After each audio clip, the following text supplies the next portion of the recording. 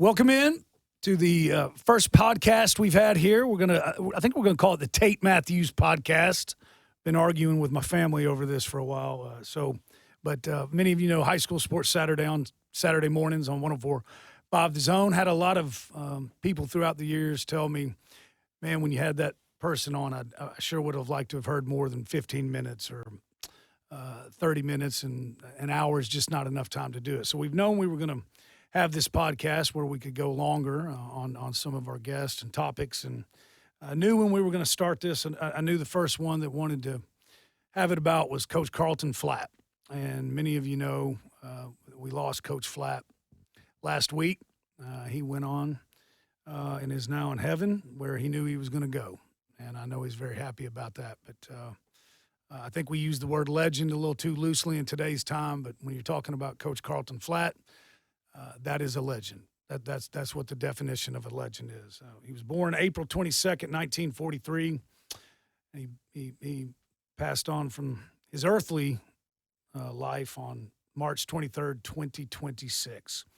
I've got an all-star cast in here, and as you learned, there's a lot of nicknames that'll probably get flying around here. But Carlton, he was known as Carlton, Poppy, Nails. We'll get into that a little bit later. The Silver Fox, I don't know that he was known as the Silver Fox, but he's known as the Silver Fox. But to the thousands and most, he was known as Coach Flatt. Coach Flatt. Coached from 1970 to 1998, and then took a break, a hiatus, came back, and coached from 2002 to 2006. In that time, 10 state championships. His first one in 1974, his last one in 2006. He won state championships in the 70s, the 80s, and in the 2000s. I think only Gary Rankin can probably claim that. So 3 decades and 10 runner-ups in that time, and had runner-ups in all 3 decades as well. So we're really excited about this, and there's going to be a lot of talk about Coach Flatt, stories, some great games, what made Coach Flatt so special, and really happy about the group of guys that are in here. I knew when we were going to do this, I knew who I wanted in the room. And there was no doubt. All of them are here and very excited about it. So I'm going to go around the room, introduce everybody. We'll start with Coach Doug Mathews, host of Forklift Systems Football Saturday. Coach knew Coach Flatt as a college recruiter for the University of Tennessee. Very special relationship they had there. And then also was a parent. Had 2 boys that played for Coach Flatt. We've got Coach Ricky Bowers, who coached for Coach Flatt in the 80s and early 90s, and then went on, became the head football coach at Montgomery Bell Academy in Innsworth, and had a great career there. Had a very special relationship with Coach Flatt. My brother, Nick Mathews, graduated in 1996, was on the 95 team. We'll talk about that team, but a player for Coach Flatt. And then we've got Coach John Patton, a.k.a. Blue Eyes, Blue.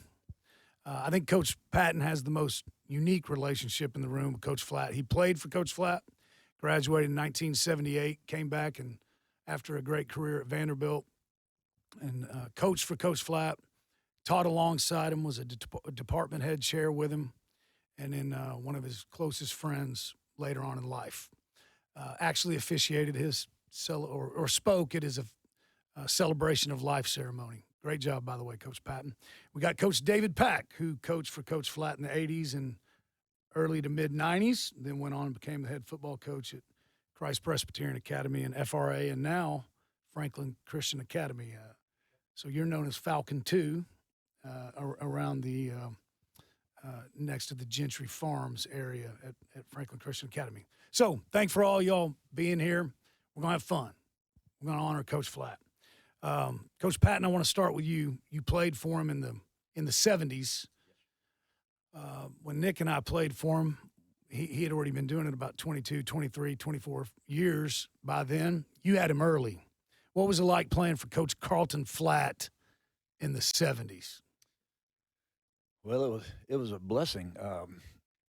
He is a man that has a knack to being able to get you to play with everything you got.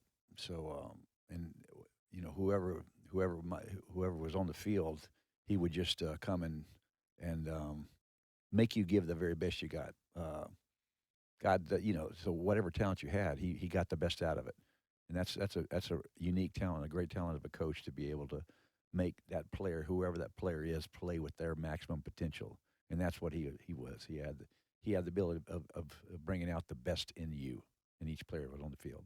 Well, and we'll get to it a little bit later, but I think a lot of people misunderstand Brentwood Academy, especially back in those days. 1995, mid-'90s, there was some sprinkled in throughout the year, but in the 70s and the 80s, Brentwood Academy wasn't loaded with what you would call top athletes. There were a lot of times back then when you all hit the field and you were just an observer. It wasn't the most impressive looking team on the field. The other team a lot of times looked better, but he just had a knack, as you mentioned. He knew how to put people in the right place, and you were going to be tough. You were going to be physical. That was a non-negotiable from the 70s all the way to mid-2000s, right? Right. Non-negotiable. Everybody in the room agree with that? For sure. Yes. Yeah, I mean, we had 6 seniors on our team, so there were only 6 seniors on the team. So, no one, I think Brian Kennedy might have been the only one over 200 if he was barely over 200 at the time. So it's not like these, stud athletes we see today. So they were just guys that came, normal guys out there giving their best. Didn't win a state championship, right? We lost, I lost my sophomore year, my senior year to Maryville. Lost twice. So we never. They won they won the year after that. I will say this: I was the first one to get a D1, quarterback to get a D1 scholarship. But the next 7 after me all got D1 scholarships, which is a pretty incredible statistic. That's a run. I believe that's right.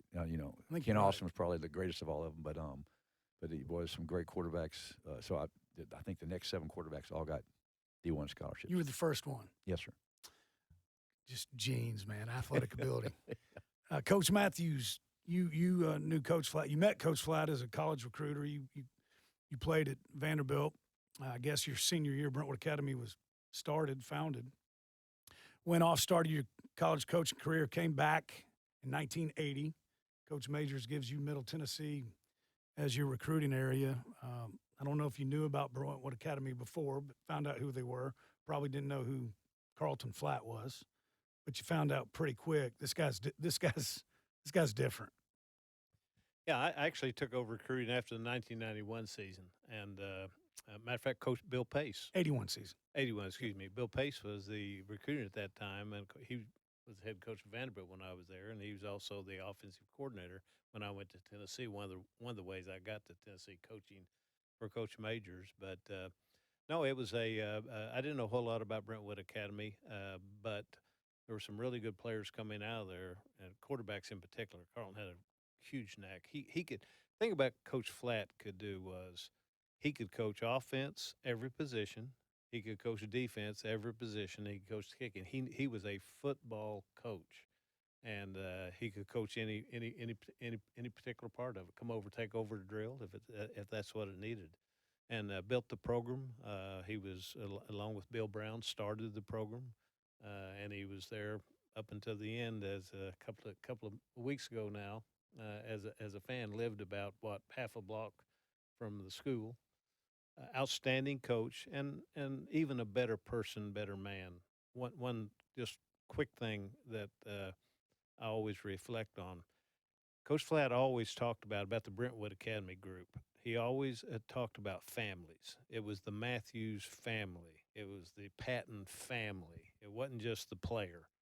And it was a family, mom, dad, everybody. And he really believed that. He was a family guy, and for him up until I'm sure the day he passed away, Brentwood Academy was his family. He loved it. About 45 years of his family. He loved it. Coach Bowers, you played at Montgomery Bell Academy. I heard a great story. Can I tell this? I'm going to tell. I heard a great story from Coach Patton. You were a 3-sport or 4-sport? There were only 3 sports back then. Okay. Football, basketball, and track, baseball, right? And right. I did not know this. Coach Patton said Coach George McIntyre, who you played for, right, at Vanderbilt. Yes, correct. Didn't want to give you a football scholarship because he knew that you would play defensive back and that you would come and bring everything you had. He said it was about 150 pounds. You told us before the show you're 170 now, but and you were going to throw it at him, everything you had, guys like Herschel Walker and people like that. And he didn't want you to get hurt because you were fearless on the football field. But played basketball for another legend in Lipscomb University for Don Meyer, and then played baseball. But so you played at NBA, played at David Lipscomb. It was called David Lipscomb back then. It was. Right? And what year did you come to Brentwood Academy? 87, 86? Actually, it was 85, 86. 85. 86 year, I think. And so he offers you a job. I don't know. I feel like I know most of these. No, it's what was 86, it's 86, 87. Okay. He Hey, didn't love can I interrupt NBA. you? Tate, can I interrupt you? Of course. Ricky was my assistant basketball coach, which is unbelievable. You taught him True. everything he knows? I mean, as great a coach he is, he was my assistant. I think, what a joke that is. What's wrong with that? But he came as my assistant basketball coach. So. All right, we're already going off the rails, but it's good. Side note, I'm pretty sure you cut my brother-in-law, Jeff Jarrett, in middle school, and he went on to be a great player at Good Pasture. So That was a great coach. you were young then. Yes. Football guy coaching basketball. Coach Bowers, what was the interview process like? And then was it a no-brainer? If I got a chance to work with this guy, I'm going to do it. How did it come about, Ricky? Because Coach Flatt didn't love NBA, right? I mean, Right. is that fair? Correct. That would be correct. So for him to hire an NBA guy, well, now, let's just check it back just a hair, Okay. just to get the facts just exactly right. He did not admire. He did not admire NBA as one might think he would, but he loathed David Lipscomb at that time, and the reason. so you was, were 0 for 2. Well, no. So I was only in NBA for 1 year, and then I went to Lipscomb for a year. I was getting married. It was a beautiful experience, and I got to live on campus as a newlywed. So that was my year at Lipscomb. So he recruited me when I was at Lipscomb. Okay. And he did not like Lipscomb, and we were winning in basketball at Lipscomb, and they were not winning at Brentwood Academy. John wasn't the coach yet. But so when I'm interviewing him, he tells me the story about when he started Brentwood Academy and they played David Lipscomb, and I think Buck Dozier was the coach. I Yes. can't remember. I may have Yes. some of these wrong, and I don't know. Y'all can all let me know. But The Nashville Fire Chief. the National Fire Chief. And Buck's a great guy, and I'm sure he was a great coach, but he really upset Coach Flatt by, in Coach's mind, they should not. I told him he shouldn't have beat us like that. Yes. They beat him really badly, and he didn't forget it, and he was upset about that. But anyway, so I'm at Lipscomb when we start talking about coming to Brentwood Academy, and honestly, I really didn't think of myself as a football coach at all. Like I love football. I was coaching football. I'd coached football for a year at NBA and at Lipscomb. But he really, I think, wanted. I don't know all the motivation. I should have asked him. I never really asked him. But anyway, we definitely hit it off in our interview process. But I'll never forget what he did to me in that process. He drew up. He drew up a formation. He said, "Now, we've been playing for 3 years, and what would you do to this?" And I was like, I didn't know anything. I was like, I have no idea. And he goes, "No, go ahead." I was like, I don't know. I don't know what the right answer. He goes, you put the goddamn tight end over here. That eliminates that. They can't play that. So anyway, that's what I remember is that he put me in a position where I really should have known something I didn't. But we hit it off to the point where at least he gave me a chance to come to BA, and he wanted me to help in more than one sport. But he did tell me that he goes, "Now I'm not going to do this forever, and I'm looking for somebody to take my place." This is in 85. This is in 1985, and I'm thinking, really? But anyway, it was great. I ended up there for one of my favorite times of all time, which was the work there at Brentwood Academy with him. Well, I think it's fair to say, by the way, went on and you might not have known it to put the tight end there, but you must be a good student because you ended up at NBA in Ensworth winning 7 state championships as the head coach. I mean, you won it with your team and your staff, but 7? Well, we won some, but I would go back and say I really wouldn't probably have been in football at all had it not been for him, because NBA Right. had confidence in me as a coach because I had coached with him. Right. And most everything that I did as a football coach, I really was just like, well, I'm doing what he wanted me to do, or what he thought I would be wanting to do, or what he was trying to do, So. Good One student. thing I've always said about Ricky Bowers, he had to be a good coach. He played for one of the greatest ever in Tommy Owen at Montgomery Bell. He played at basketball for Don Meyer, maybe the one top 5 coach ever, and then he worked for Carlton Flatt. He had no excuse for not being a heck of a coach. I want to say one thing too about Coach Flatt, and this is one thing I always talked about him as the person. Ricky played for Coach Owen. Coach Owen left and went to Vanderbilt as an assistant football coach, and then they were all fired then.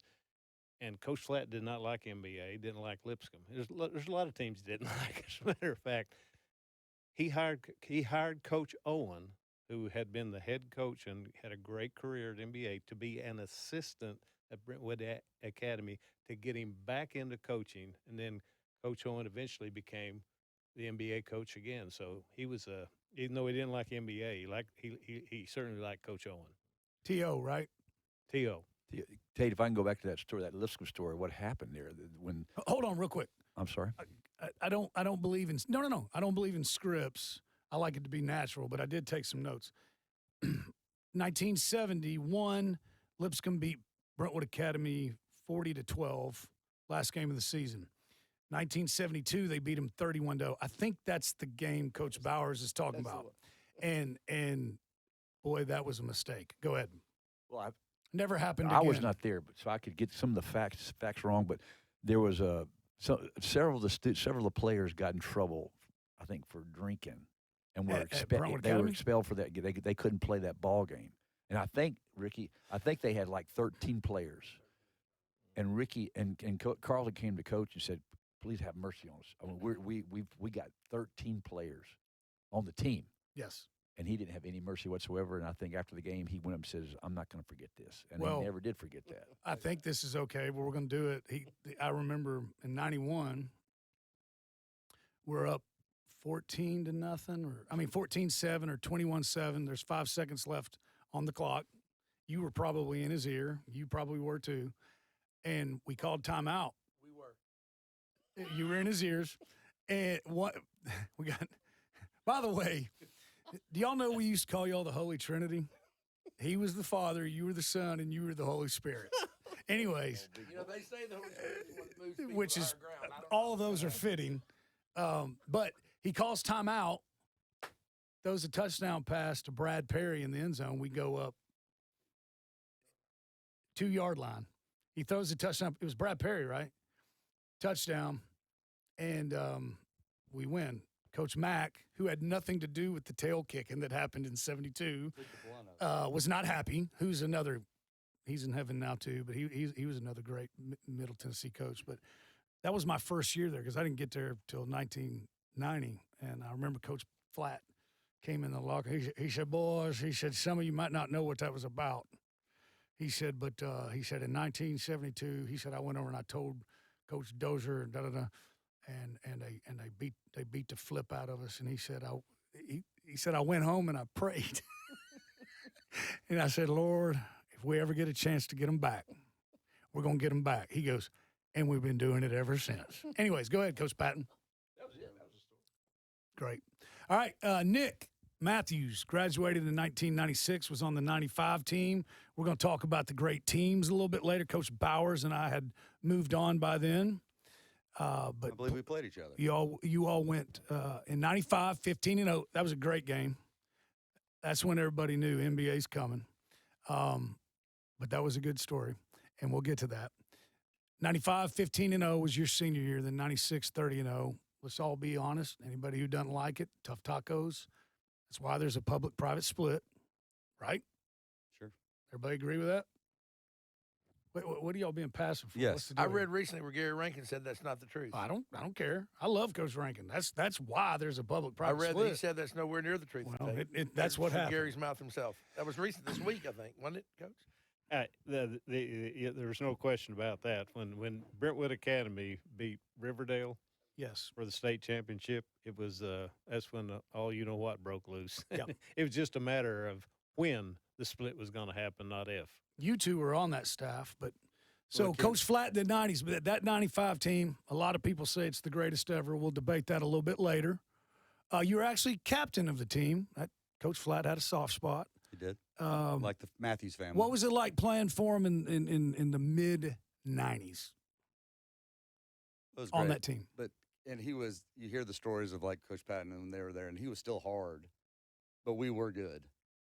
So it was a little bit, we didn't practice, we didn't go full pads a whole lot then, but there was no difference. If it didn't go right, you ran it over and he'd lose it on you.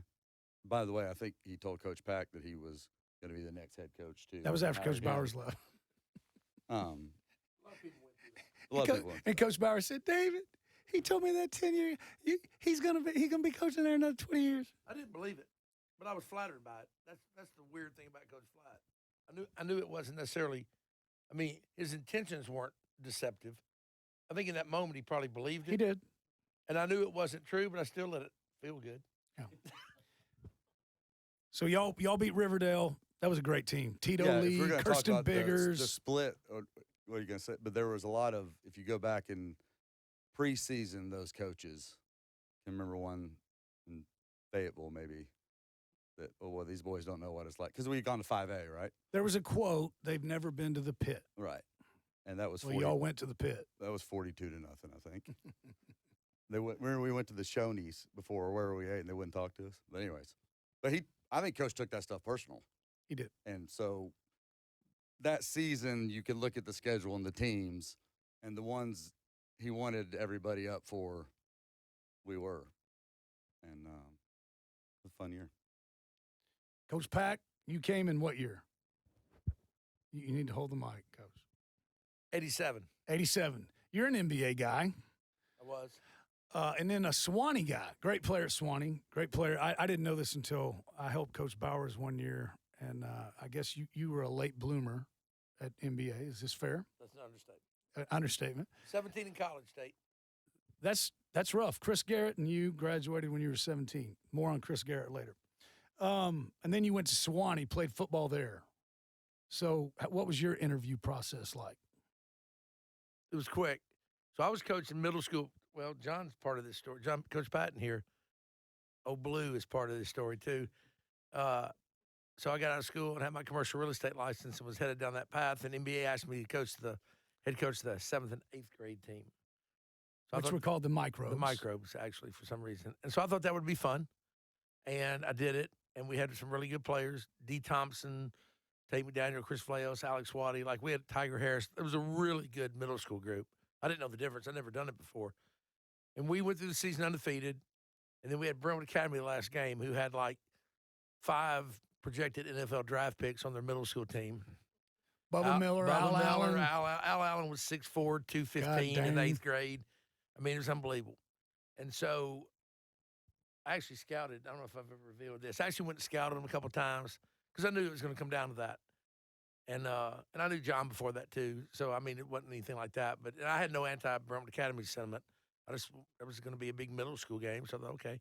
So we played them, and we got up 14-0 at the half, which was ridiculous. Y'all never trailed anybody, had you? I don't think so. And so I was all happy at the half, and I looked down we're in one end zone, they're in the other one, and I looked down, and Carlton Flatt, I didn't know him, but I knew who he was. He's in John's huddle, and he's ripping their team. I'm like, what's that guy going down here? Hey, that was his team. Well, but I know what you're saying. John, it was given to John to steward.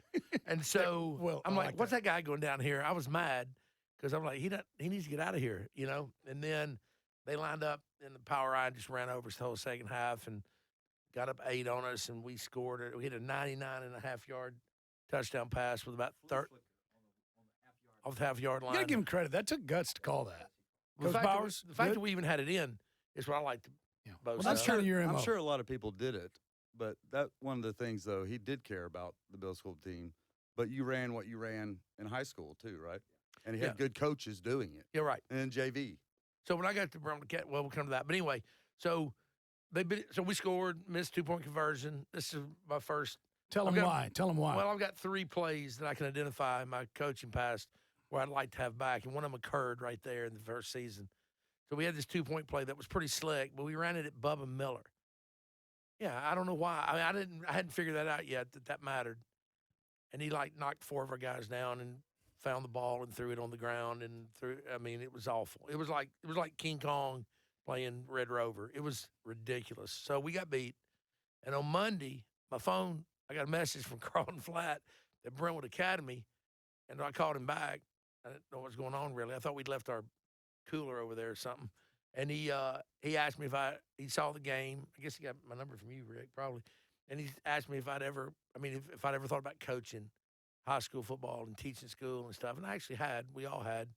So I was like, well, I mean, kind of, sort of. He said, well, you want to come out and just see what we're doing and meet people? And I thought that'd be fun. I wanted to meet him. I mean, I knew who he was. So I went, and they offered me a job. And I took it kind of spontaneously. I remember showing up the first day of school. Ricky, you'll remember this too. They handed me a teacher's manual. I never taught. I didn't have an education degree or anything. I was an English major in You college. didn't either, did you? Yeah. No, he didn't. None of either. y'all did you? You did? Okay. Sorry, Coach. That's Vanderbilt. Yeah, he's Yeah, Vanderbilt. that's a Vandy We thing. got a couple Vandy guys in here. That's a Vandy thing, man. Peabody. So so I show up and they hand me a teacher's manual, 2 keys, one to the building, one to my classroom. And then they walked me to the classroom and said, this is where you'll be teaching. And that was it. So we went at it. It was really fun. Ricky was teaching 7th grade math. I was teaching 7th grade English. And Some of those parents that paid all that money will love to hear that story. That their teachers went through that. Well, but we made it good. But it was really funny because they'd come from my class to Ricky's class to mine, and Ricky'd be like, that was really fun teaching the same building. Then Ricky was coaching varsity boys. I was coaching varsity girls the second year basketball. So those games, we were in the gym the other day for Coach Flatt's celebration, and we stopped for a minute and just thought about all the games we had there and the rival. It was an awesome time. So I said yes to that somehow, some way. And then the rest is, I remember I told my dad I just want to do it for a few years to play the role that I was a super late bloomer. So I was unseen and invisible and no good for a long time. Ricky, hold that mic, Nick. Don't let Rick respond to this. I was really bad at sports for 5 of my 6 years. I was stunned, and he told me that. And No, I was bad. He goes, it's 1995. And if you weren't around, you just didn't know it, right? Like I think this is fair. I think of all of his assistants, I think he was the closest in coaching style and personality, and He's just like he's him. the son. He's the son. They were right. I think that's fair. Do you I'm agree with taking that, that Coach as a Patton? compliment, only as a compliment. And he said, and here's another thing too. If you ever meet any of these guys, anybody that ever worked for Coach Bowers, they all talk like him now. You ever met anybody that ever met with Coach Coach Pack? They all talk like him now, right? Hey man. I'm like, what y'all don't understand is, What are you talking about? that it all derives, right? Yeah, you're the English guy, from Coach Flatt. Yeah, I mean, when he talks, I see Coach Flatt. When he talks, I see Coach Flatt. Now, Paul Wade and Scott Perkins and Jeff Brother, they all got it, right? Especially when they get mad. But anyways, he said, you know David was no good in high school, right? I'm devastated. I mean, these are my idols, man. Blue Eyes, Coach Bowers. I said, what are you talking about? He said, he was no good until his senior year. I wasn't. And he claims didn't like contact. You learned it and were a great player. I still don't like contact. Is this true? Well, I could go a No, long time. no. on That's another podcast. Nick, hold But that we need to mic, talk man. about Coach Flatt. Get that out of his I want to hands. make one comment about this. So before there was poaching, Coach Flatt was What is define poaching, poaching please? coaches out of Nashville independent schools. I mean, he spotted him. That was not by accident. He saw who could coach, and he was recruiting them. And he was great about that. And he didn't. It wasn't about the school stuff was, but he really did want to have great people with his people. Yeah. And his people were the Brentwood Academy people. So he was trying to recruit great people all the time. We never played a game where he didn't notice who was well coached and try to figure out, okay, well now who is doing that? So I'm glad you said that because that was the other thing. Yes, football was number one, right? But if we were going to have it, Nick told it the other day when they started soccer, which Charlie took a West. while. If we're going to have it, Charlie West. we're going to be good. Boys basketball, the expectation was to be good, right? Girls basketball, the expectation was to be good. Well, the main expectation was he didn't get any calls complaining, and then being good was Gotcha. like the bonus. So you say yes. So I said yes, and then went over there, and it was funny because we won 27 of the first 28 games. I was a part of that staff and 2 state championships. I thought that's just how it was. Humble brag. And somehow, well, we did. That first 2 years, I didn't have anything to do with it, but I wanted to believe that I did. But we won, like when Jeff Brothers took over at quarterback. We lost the first game, I guess, my first year against Smyrna and O.J. Smith. That's a legendary Labor Day practice. Oh, that's a whole different topic. Yep. That Labor Day practice thing, if we lost, I heard about it going into it. John probably knows. He probably suffered it. But we had You didn't want to lose the Friday before Labor Day. No. It was like a 5-hour practice, and it was absolutely brutal. But we learned a lot. I learned more probably that practice about football and good practice of coaching than I did other practices because we got better like in one day. We got so much better in one day. It was incredible. But, yeah, man, it was awesome. Like, I loved it. Like, I look back, and I can't believe it because, like you said about Rick, playing for Coach Owen and then playing for Coach Flatt, that kind of covers it, really. When I think of, like, one word to describe Coach Flatt, We should do that. good thought, Nick. Like he was relentless in the pursuit of excellence. He That's was not a hard relentless in the pursuit of winning. And it's already come up twice now because Coach Patton said it about that team with 13 guys. Some guys that weren't good athletes, good players, late bloomer. Coach Pat, man, he had a knack for that. Yeah. I was like, somebody told him I should quit football at one point. Not that I was good, but he never gave up on guys. And as long as you were there and he could see where you could be, and Everything a lot was of those guys. Everything was a possibility to him. Like he didn't give up on somebody for being too little, too slow for a while. He thought, and that's for having 13 players on that first team. Everybody had to be a possibility when he started the program. And that helped me when I went to CPA because it was the same circumstance. Everybody had to be a possibility. You didn't have the luxury of, 100 players and, taking the best 20 of the 100. It was a matter of he's going to have to play, and you had to commit. You had to develop those guys. And to Coach Bauer's point about watching and seeing you, but I think Coach is obviously misunderstood in a lot of things, but he could dumb it down for you, but he was smart, right? Oh, Like, yeah. He always watching. Well, And if your phone rang while you talked, man, yeah, that wasn't good. That's John Patton's God long dang affair, blue. When like I said, I didn't know, but when I got here, found out quick. Physical. So you alluded to you mentioned the quarterbacks. He knew how to coach a quarterback, and we'll get to that. But I think his teams were always the most physical. Your teams were, once you got it going, your teams were always the most physical. Your teams were always the most physical at CPA. I don't know about that other place, but you know what I'm saying. The CPA teams were physical. It was a non-negotiable. You used to say that when you would go watch them play. There's a lot of young coaches that they don't really get it, right? And I mean, about him, not they get it, but they always ask, like how did he coach that? Well, you talk about that. I always kind of laughed with him when I went to a ball game when I was recruiting. They were always in the playoffs, so I went to a bunch of playoff games and watched him. And these guys can tell you right now, if BA had the ball first, I went and got a hot dog somewhere because I knew what the first play of the game was going to be. He was going to run Everybody said it one time. fullback trap. 61 trap. 61 trap. And the defense knew it, and he ran that thing just for that very reason.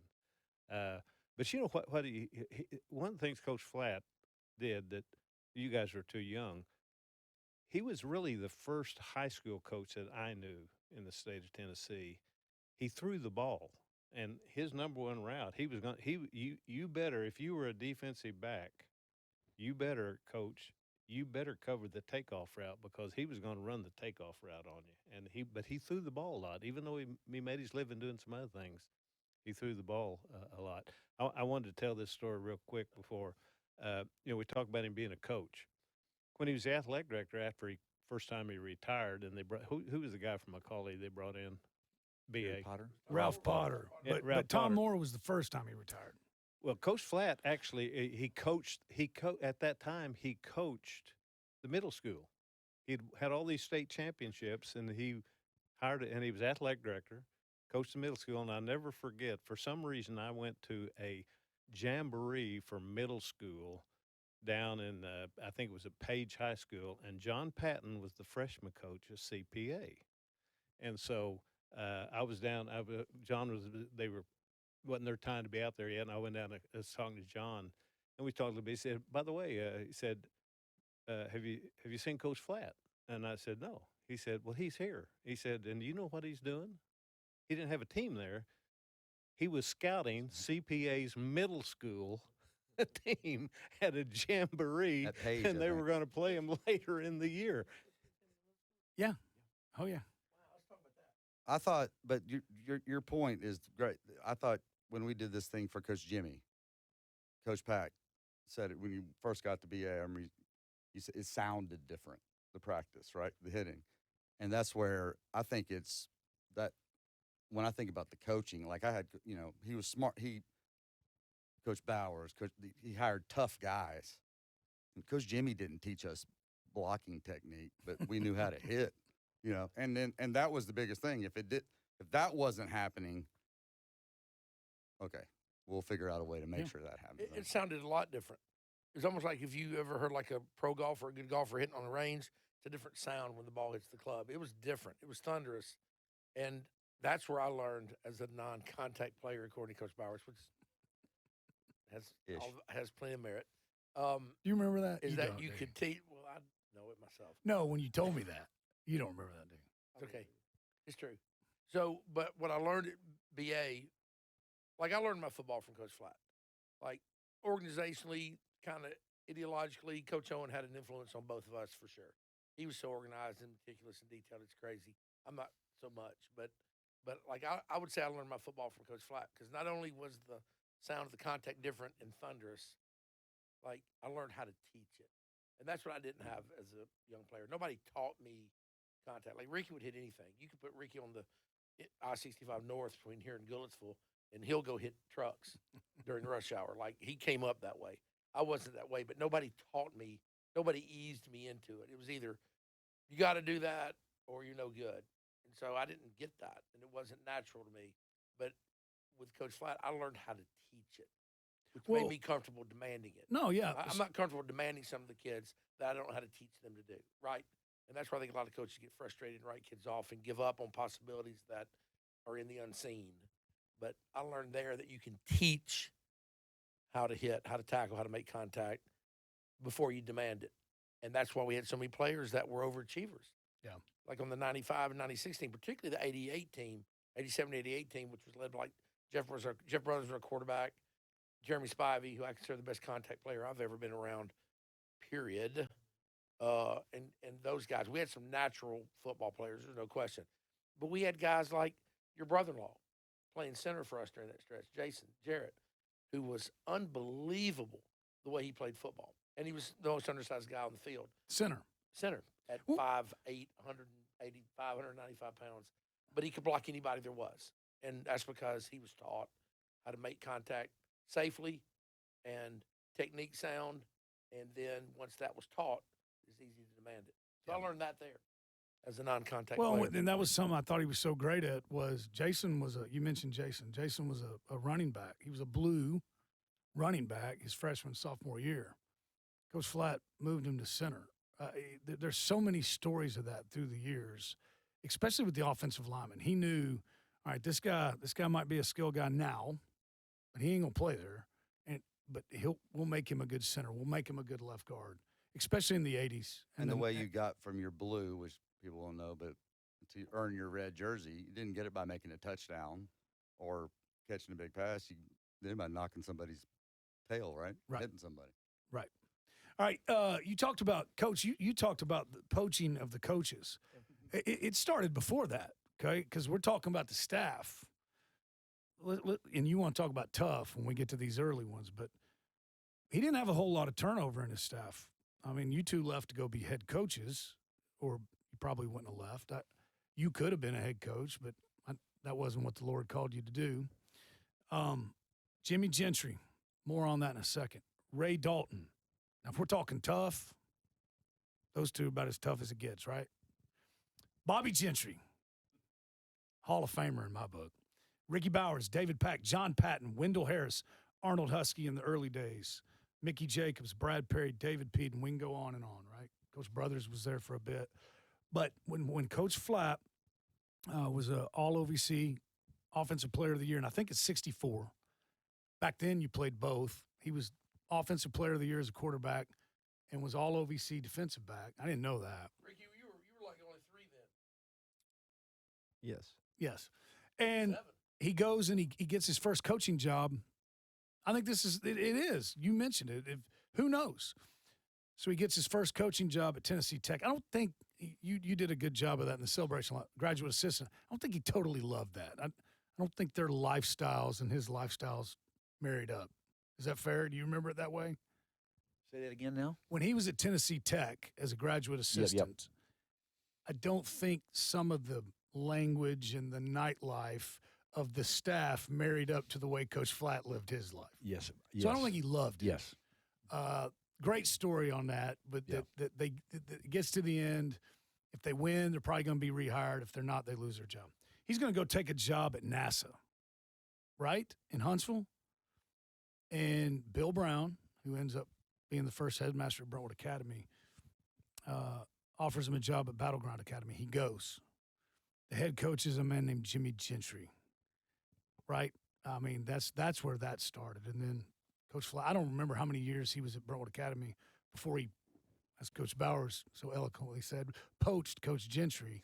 But Coach Gentry comes over as the line coach, and those two worked hand in hand. And, all of those were great hires. But I think without that hire, maybe we don't have 10 state championships and 10 runner-ups. Is that fair? I would just make a mention of Ray Dalton, too, because the physicality of practices and all of that, I thought Coach Dalton had a magnificent way of taking a blue, and over the course of a season, he made them hit every day, and he was such a great encourager to the young ones, and they had that back and forth. That was a dynamic that really it was magical. It really was, because Coach could be not the bad guy, he could be the good guy. And Coach Dalton could end up being the bad guy, So it like was, pro wrestling, there was a baby really, face and a heel. Yeah, and they had it going on, And then Jimmy was, I thought, Coach Gentry, he was consistent with who he was. He didn't really care if he was much more like either you're good and he would play the good guys, only the good guys, the whole game. Yes. Ray was much more supportive of the guys that might have a future. Right. Let's not run them off. Dalton and Coach Flatt's back and forth control the tempo of the practice. Oh, too. yeah. If it was down, man, they just start right. Well, what we found out later, y'all probably knew. Sometimes it was like pro wrestling. Sometimes it was scripted, staged, and they'd be going. The offense would be going against the defense, and there'd be some blues on there. And Coach Dalton would say, "Coach Flatt, the scout team defense is kicking your flipping tails," and it was like Coach Flatt turned. God dang, Ray, give me the best offense. That wasn't good for the guys on when that happened. That usually didn't work out well for the Blues. One thing I've never, ever heard, I've been a coach my whole life, most of it. Never, ever heard anybody ever, except Flatt and the guys that played for him, coached for him, use the word flipping. It was, this flipping this and flipping that. I'm saying, what in the hell is he talking about? Anyway, have y'all ever heard anybody else use that term? I mean, but he and his players and guys that coach with him all use the term. I use it. I didn't do either. Yeah, it's not flipping, but you know what it really is. But he's the only one ever used it, and he uses it all the time. Flipping, flip. Don't give a flip. Flip, son. He would come close to cursing, but I never, ever heard him curse. Well, let's define curse words. Now, he would use the ASS. No. Yes. Yeah, he would. Yeah, that was. It's flipping. No, he and got Dang it. dang it. I'm not sure I mean, But there was dang it. It was always dang it. I'm going to change the subject a little bit, but it was what a blessing it was for us. We were the young dudes back then, Yes. and so you had the young coaches and you had the old coaches, and it was a beautiful time in our life. It was a beautiful time. Right now, I'm the Jimmy Gentry at CPA right now. You know, I'm the old dude. I'm the What do they grandpa. call you? They call me grandpa. You know, and but that was a beautiful time in our life. We were young guys and just learning, and had these great guys, you know, great old guys to be able to look up. It was a beautiful time. I talk in to our a lives. lot of coaches now because of what we do. And we live in a world now where when somebody offers somebody a job, they want to know, and then this guy might be 23, 24. Well, can I coordinate the offense? Or can I coordinate the defense? And I don't want to come if I'm not going to call the offense. And I tell them this story.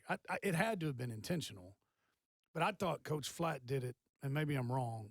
Like, if he identified you as a good young coach, and he thought you were going to be good, he made you coach the middle school, right? I wasn't there yet, but you were the middle school coach, Or the JV. right? I But coached then, the JV. I mean, you were a varsity assistant, but you were the middle school coach for a time, right? Never. No, Okay, Taylor. you were. I know you were. I did. Oh, you filled in a game or something I like filled that. in a game and we lost. We were undefeated. And they were undefeated. It's my first undefeated team. Thanks, guys. Yes. So, like, I had coached middle school and coached receivers. Like, I went from one practice to the other the whole time. And then when Ricky left, I had coached middle school and JV and was a varsity assistant full time. I was fortunate enough. I mean, you got to give the players credit for success. I was fortunate enough to have Nick Mathews run in leadership point in middle school and then JV for a year or two, too. I did. So I had Nick the whole time through, which was great because Nick and I had. Loving.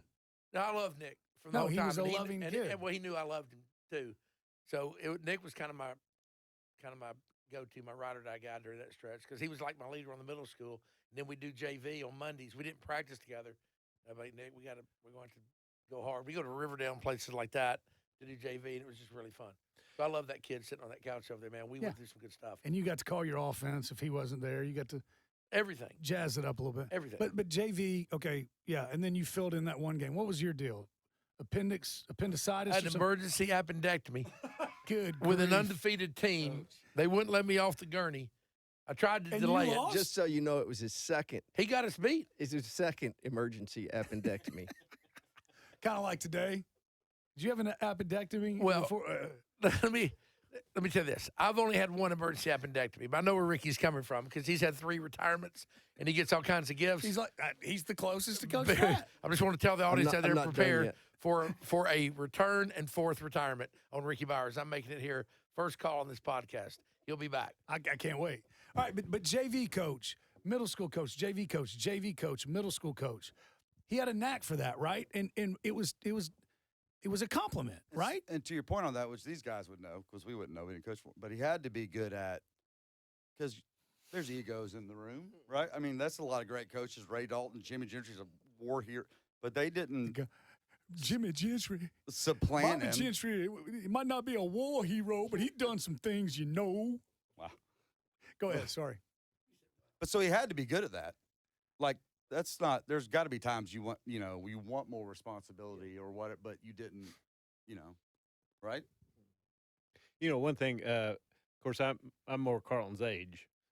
These guys were young, but when I'd go to a practice, what really always stuck in my mind, other than the very, very, very well organized, many of the times it was a Carlton and Ray show.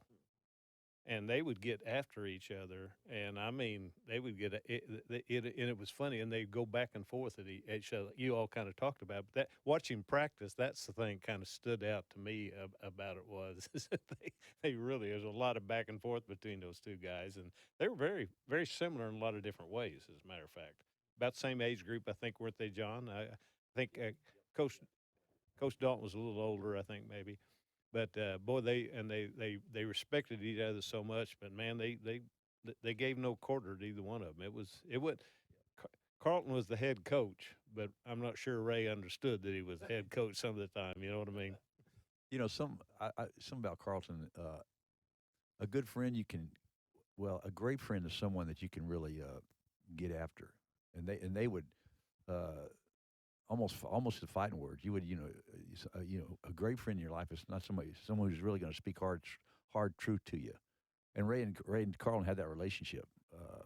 And Carlton had that relationship with a lot of folks. He would speak tough truth to you. If he would not hold anything back, he wasn't worried about trying to please you. He was going to say what you needed to hear. What was at the celebrate? Say what you mean and mean what you say. Yeah. It was one of the 12. He took that to the flat 12s. So. And he had no filter. No filter. I That's mean, right. you knew exactly where you stood with Exactly. him. I mean, there wasn't any question about that. Coach Both Flatt. of Carlton, and both of them. Yeah. Well, he's honest. That's one of the reasons you could coach so well, right? You knew he was saying the truth. What were the staff meetings like though? Was everybody's opinion wanted, or you and Coach Dalton were tight? Well, I would say everybody's opinion was wanted, but he did take opinions, and he did have some expectation. You got to remember, back in those days, we were driving to get the video, right? Driving halfway, meeting the coach, bringing it back. Then you had to actually watch the film, there was one of them. And so he spent most of the time with the film on Sunday afternoons, and then we'd get with it on the Is that not how they still do it? Excuse me? No, they share it on. It's the thing called Huddle. You might want to look into it because you're back now. It's called Huddle. Huddle. HUDL. And no, Offensively? different kind of huddle. Oh, okay. Let me give you a great Carlton Flatt story. This was after I got out of coaching, came back, and was very close with him. Of course, I don't even know if Tate and Nick, I think, were through playing. He called me over there one day, and they defensively they ran a odd front, a 3-man front. That's all he had his whole career. Never ran anything but that. I didn't do a whole lot out of it except line up and beat your flipping rear end, as he used to say. But so he called me over there one day, and I had coached a 4-3 defense when I was defense coordinator. So this is like 10 years after I get out of coaching. Might have been when he came back. He was having trouble beating MUS. I was there. This was before that, Coach. My senior year. Yeah. He was having trouble beating MUS in the playoffs. They knocked him out of the playoffs semifinals a couple of times. So he called me over there. Not in 91, but go ahead. And he said, I want you to tell me about the 4-3 defense. I'm going to put it in. And I said, you're going to change defenses? He said, no. He said, but I can't beat MUS in the defense that we're in. He wasn't going to play MUS until the semifinals if both of them got there then. But he put that thing in, and he worked on it every week. He never ran it in a game until he got to MUS, and then he played the whole game in a 4-3 defense. That's how smart the guy was, and he knew he would have. I don't know if it was a bootleg. There was something that they did. We played a little too deep coverage, and he played some too deep coverage in that ball game, which he never played when you guys were there. But that's how detailed he was. He knew he had to have something to beat MUS. Well, there were times when he would tell you on defense when we knew they were going to win, we were going to win, do something. Hey, Carlos Joyner, you remember? Do what you like. 50, what was it? 50, do what you like. Yeah, but what was the regular call? Just 50? 50 50. Yeah, 50-50 break. And then Carlos was calling the defense in 90, and Coach Flatt said, y'all just – I don't care if the nose guard gets up and walks back 5 yards as a middle lineman. So Carlos was calling it, all right, y'all, 50, do what you like, ready, break. Anyways, because he knew they were going to have to spend time dealing with that. What are they doing here, right? Brilliant. All right, so let's talk about some hurdles, right? So he starts in 1970, wins his first state championship in 1974. There's another thing I loved about – I broke all these down, these reoccurring names. Right, so Coach Patton talked about it. They lost to Maryville. Well, those guys have been good. What that told me is Maryville's been good for a long flipping time, right? But he gets his first state championship, or Brentwood Academy gets their first state championship in 1974, and they defeated South Pittsburgh 38-7. By the way, 355 wins, 86 losses, 3 ties. I looked it up. Do y'all know when the 3 ties were? In 70 and 71. In 70 they had 2 ties. Yeah, and then they had 1 tie. I can't imagine Coach Flatt suffered. The tie was probably worse than a loss to him. And then they don't win another one until 80 against Knox Rule, 21-20. I'm assuming Kofor was on that. They had to have been loaded. And then 81 Roane County, then 82 Cleveland. But more on them later. And I guess would that have been Ken Austin? Yeah. They're really rolling now, right? Especially offensively. Then doesn't win another one until 87. They defeat Austin East. That team had to have been loaded. State championship game, I believe. Yeah, it was. I believe state championship game. State championship game, Austin East 31-36. Vanderbilt. I think it's Vanderbilt Stadium. That was after Leroy Thompson. Leroy Thompson was the year before, and that was Ricky's first year. And Austin East got them the year Austin East before, won right? that year. Yeah, in the what do we call it back there? Clinic Bowl. Then we get to 88.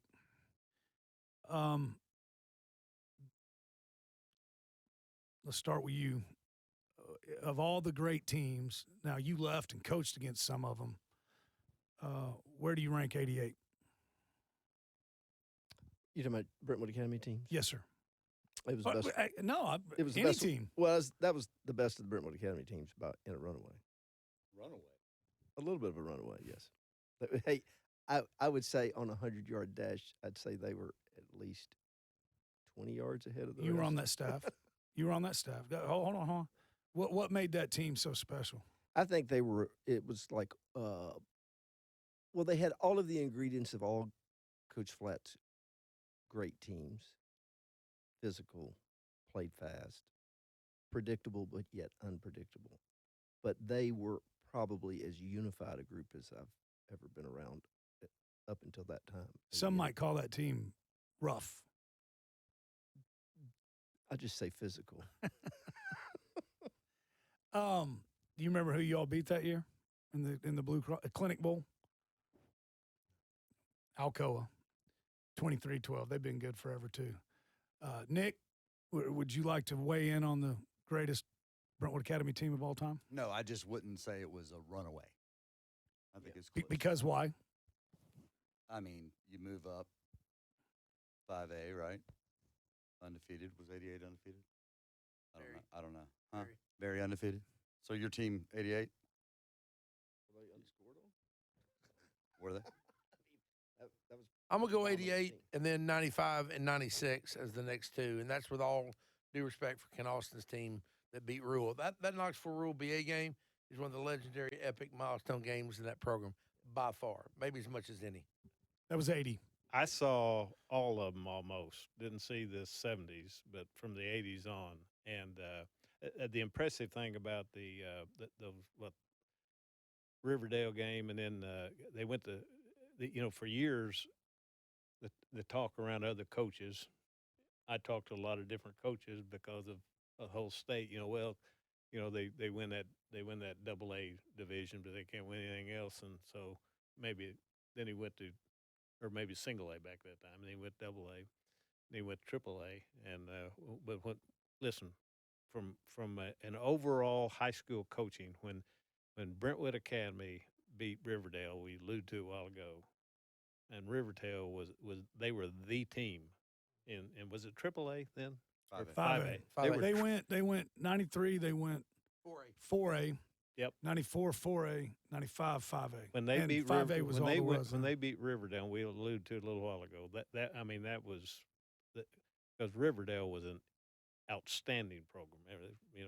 One of Gary's best team ever. And Loaded NFL. They Three were NFL guys? they were impressive. That was an impressive year to go through that undefeated and against all that competition. I remember they played all the teams. Carlton was accused a lot of recruiting players. A lot of people recruit players, including Riverdale back that time, by the way. But that was the year he went against all the Nashville 5A teams, 4 and 5A teams, and just wore them out, quite frankly. I mean, I made a joke one time about I think Nick was playing at that time.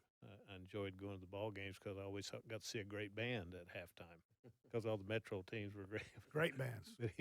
Was that the year we played Stratford when they had Yes. Eric Yeah. Gardner and Yeah. all those guys? Yeah. Michael Coleman Sente. and Joe, the one I'm blanking, ran the ball in No, tissue. Joe Campbell. No, Joe he was, Campbell. he was before that. Frog. Was he before that? Oh, yeah. So his Broom was the D-back. That team was great. They were great. That team was a great high school football team. Quick thing on Joe Campbell. I was still coach Tennessee. I was running back coach, and I didn't think he was going to play running back for us. We recruited him as a defensive back, and and Boots Donnelly took him and made him into he was a great running back, by the way. Blue, who's your best team? You need a mic, Coach. Hard to say. I'm thinking of Tito Lee and Kirsten. What year was that? 95. 95.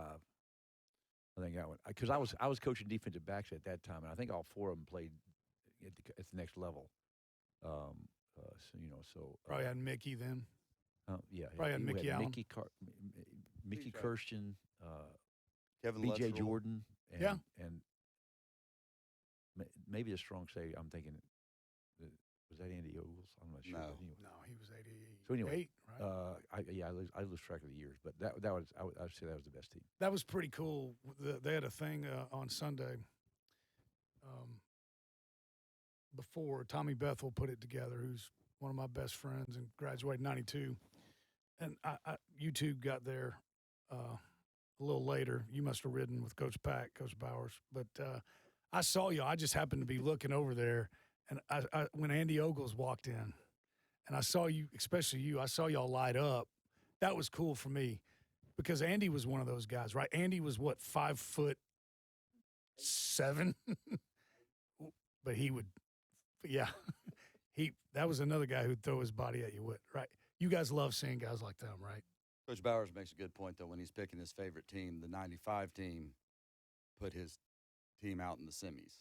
Yeah. He was the head coach. But I don't know what you think. I always tell people, I thought that was your best coaching job in 95. You all get to the semis up at halftime, right?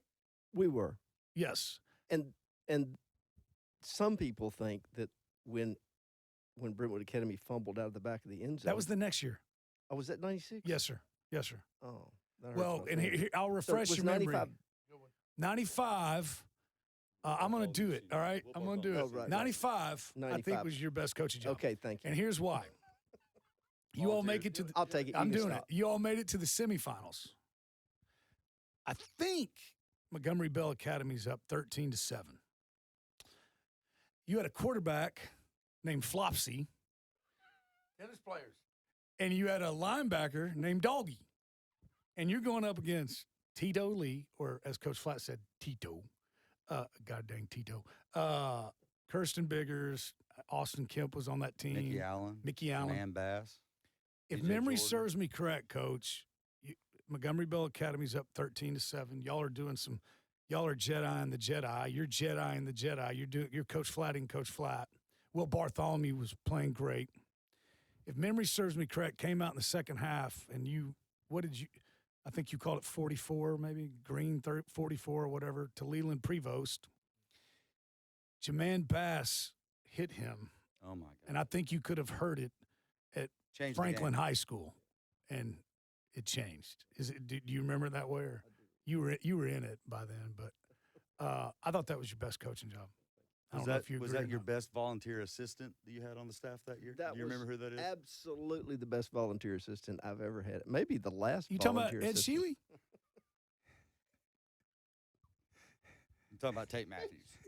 Tate was on that staff. There's a great story in there we can't tell. Well, as long as we don't dishonor Coach Flatt, everything is on is in play here. But I don't think a lot of people know this. I think I've shared this with you. I got the mic, so I get to do it. I think the game before that might have more to do with the public-private split than anything. Northeast. They were good. This is a great story, Coach Bowers. I'll make it quick. So I was a slappy for you. And, What do you mean slappy, Tate? What do you mean? Well, I don't know what that means. well, just Water boy. What does that slapping stand around. for? Just slapping around. Coffee and, maker. Not taking things serious. But we played Northeast earlier in the year, remember? And you sent a coach to scout Northeast and Maplewood. And to add insult to injury, you said, "Oh yeah, you're going to go scout Maplewood Northeast." Said, "Take Tater with you." So you gave me this clipboard, and I was supposed to fill it out. And we get there, and they had Travis Stevens. So we get to Maplewood, and I think Northeast scored on the first 2 drives. And this older coach, stood up, said, "Are you ready to go?" Well, I was scared to death of you. And I said, "What are you talking about?" He said, "Let's go." I said, "Coach, it's the first quarter." He said, "Yeah, but I've seen all I need to see." I said, "Well, Coach Bauer is going to ask for the scouting report." And he said, "I got his scouting report. They can't tackle that guy, and neither can we. Let's go." And we could. Anyways, played was the other Northeast in guy? the in the quarterfinals before the NBA game Nick and Coach Bowers were talking about. And Brentwood Academy throws an interception, 5-yard stop, hitch route, receiver falls down or something. No, Travis, they jumped it. They jump it, they intercept it, but the cornerback's going to the house, He trips. falls down. Yes. In tight games like that, Coach Flatt would like to run the ball and play defense. So we're getting to the end of the half. Yeah. Bo Clift had kicked. No. Michael Agee Keegan was the Ray had kicker. kicked a field goal. We're getting ready to go to the half. It's going to be 3-0. Like 10 Northeast. seconds left. Go ahead. I'm telling you, because if Brentwood Academy doesn't win that game, I think Coach Bowers would agree. Northeast wins the NBA game in the semifinals, and Northeast is beating Riverdale in the state championship game. Who knows? I mean that. I can tell you from the huddle because I remember it because Lance Phillips was the quarterback. And I guess Coach was like that because you could have run the ball and gone into the half, right? But they threw and Bo Cliff caught it in the back of the end zone. So And Bo and they call it, and Bo said, "If you get it to me, I'll catch it." So DP tells Coach Flatt, "Coach, I think let's take a shot. I think we can get behind this guy." Yeah, we were going to need it. Oh, really? And no, David. The Holy Ghost called this play? Yeah. No, Coach Patton's the one who told me the story. You had never told me. And so he says, "Coach, let's not knee it. Let's take a shot here." God dang it, David. We're gonna knee it and get our tails in the and then called another timeout, or do I have that wrong? I don't think so. I just stayed after him. I said, "Coach, I'm telling you, I just kept pressing. Right. I picked my spots with him. Right. Because if you did that, if I pressed and missed and we threw a pick, 6 or something done. bad happened, no, that was it. That was And then I would be Coach Vaughn would voiceless. come looking for you too. All that. Yeah, it was too many risks. Yeah. Too many IEDs buried on that sideline. I think it was 7-3 too, wasn't it? Well, That's no, only- it's that's the only 3-0 points at we the scored, time. It was though. 3-0 at the time. Yeah. We hit that, and the game was up 7-3. I'm saying they didn't. Yeah. Lance hits Bo Bo Cliff, back of the end zone. touchdown. Can I throw a side note in here? Man, that's what I want. We were playing Loretto. I guess this is on the airwaves, but it's That was my senior year. statute of limitations. Yeah. I'm going with it. Yeah. Even though I'm apparently entering the industry again. We were at Loretto, and they had a corner that just couldn't do it. And I knew it from watching film. This is 1991. So we got in the game. I told Coach, I said, "Coach, shoot that guy now, man." Like I was always Define on what shoot that guy like go means. deep. Yeah. What Coach talked about, the taking the takeoff route. I was like, "Coach, shoot this guy deep right now, man." Like I was on him so bad. And I didn't push him much because if it failed, like I would be obscure for 3 weeks. Like it's like gambling, you know. Like, "Coach, please shoot this kid. He cannot cover us." So we first possession we threw deep on this kid and scored. Next series, I'm right back up on him. "Coach, shoot him again. He can't take it. This kid can't do it." Just a side note there. That kid was like 5'4". You know, I'm not saying I was a savant. No. I'm saying that this was not fair competition, really. It's not fair, but that's not the punchline. It's not that we No. attacked some. I just want to make sure everybody was clear. It's like we Yeah. didn't attack some. No, we kid. need all the information, or most of the information. Can I many add yards one? does Can I add one thing? Can I add one thing to that? And maybe Coach Patton knew Who the The guy's relationship. daddy was? I was just going to This say is where this is headed. that's the rest of the story That's the on that. punchline. His Loretto. This is back when the split was boiling. Boiling, bubbling up. Loretto was undefeated, their first undefeated season ever, and that cornerback's dad was either the principal or the superintendent, which of the school. He got beat. On the border control. Coach. He got beat 4 times. Correct. 5. 5 times. He got beat 5 Speedy times. went 5 and for 5, 5 touchdowns. I walked in that locker room At Loretto, by the way, right? afterwards, and I thought there was going to be a melee. I mean, it was, but Coach Flatt took no prisoners, awesome. baby, no prisoners. You know, I want to say one other thing too, then I'm going to shut up. But we was talking about all those games. Just think of the legendary coaches that we were talking about. John Tucker had at one point the most wins of any coach, Yeah, and you Coach, know, yeah. he was at Milan, which always got to play there. Gary Rankin, I guess, has more wins than anybody now, doesn't he, Tate? Not even close. You know, he was at Riverdale. I forget the coach's name who was at Maryville that time. They had several, but they won everything up east. And then South Pitt, not South Pitt, but Jeff County, with big wins there.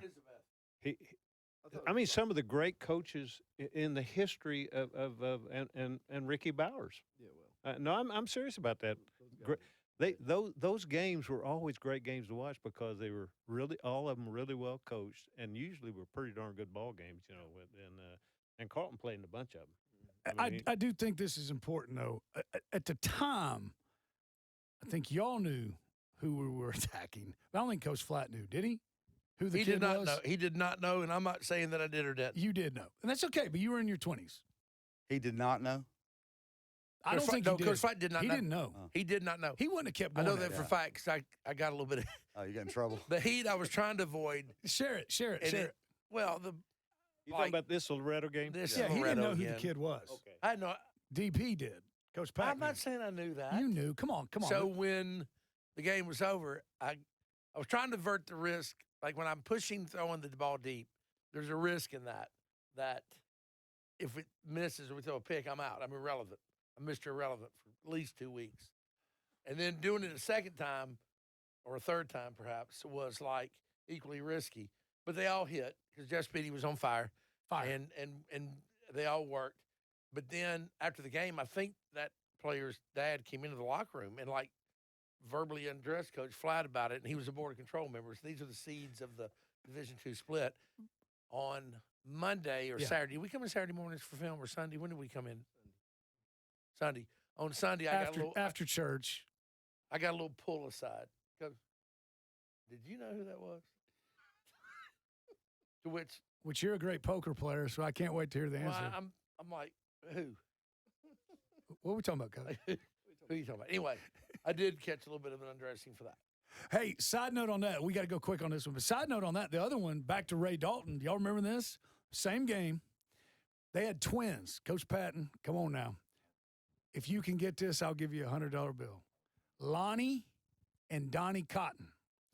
I don't remember what they ran. Split back. You don't remember this? And they were both like at 910 and 920 yards. And if they got to 1,000, it was going to be some milestone there. And I tell you who did know about that. And that was Coach Dalton. Well, because of you, it's 35-0 like that. Coach, that was second round, right? Yeah, because MUS was quarterfinals. So Coach Flatt starts subbing. That didn't sit well with Coach Dalton. He did not want those guys getting 1,000 yards because you remember, and he starts putting the ones back in. Coach Flatt's like, God dang it, Dalton. Yeah. Who put him in? I told you to get out. Coach Dalton told me to. God dang it, Ray.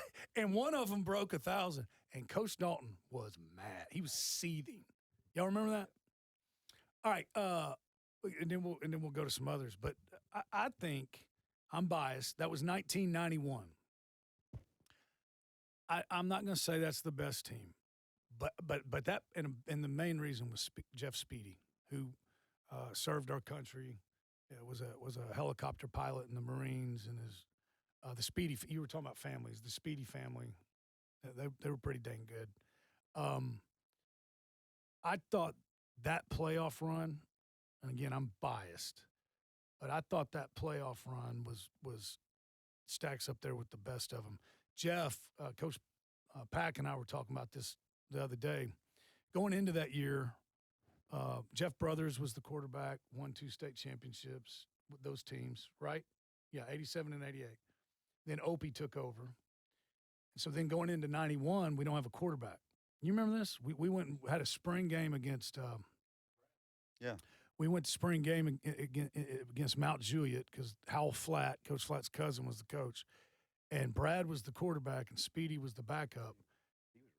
He was, but he also got some quarterback reps. But yes, he was receiver. The way I remember it, it was bad on BA's part, right? The way I remember it was Coach Flatt was like, well, Brad's a better receiver. They both stink at quarterback. And he went with Speedy. And I can't remember. It was like week 3 or whatever. We're practicing. And Speedy threw a slow fly or a fly. And he blew the whistle. And he turned around and looked at one of y'all. He said, Coach, we got us a quarterback. You said, you remember that? Y'all remember that? He said, I don't know what it was about that. You remember that? Yeah, something like that. He threw it. He turned around and he said, Coach, we got us a quarterback. Speedy was on fire in those 5 games. I think the first 2 rounds, he was 9 for 9, like 6 or 7 touchdowns. Then the MUS game comes. I want to hear from you 3. I think that's one of the that MUS game. I think we won. Was it 26-23? Jeff Speedy went like 23 for 28 passing, over 200 yards. I think 4 touchdowns. Do I have that right? Or 3 touchdowns? And then he rushed for over 100. We kept quarterback sneaking him. And then Speedy had 2 interceptions from the cornerback spot against Mark McMillan, who was a great player. Where does that individual performance stack up with you guys? Coach Bowers, we'll go around the room. Well, he was a point guard on the basketball team. He was one of the best athletes during that time. You could have put him on any team, any level, and he would have been the starting point guard and the quarterback. Not in large part because Coach did a great job, I think, of mentoring him as the quarterback. So it was good. Well, Hey, by the way, he was better than good. I mean, he was spectacular, great. really. And he was an unheralded runner. You know, we didn't. Yes. We didn't. I mean, it was not like we had 4 quarterbacks.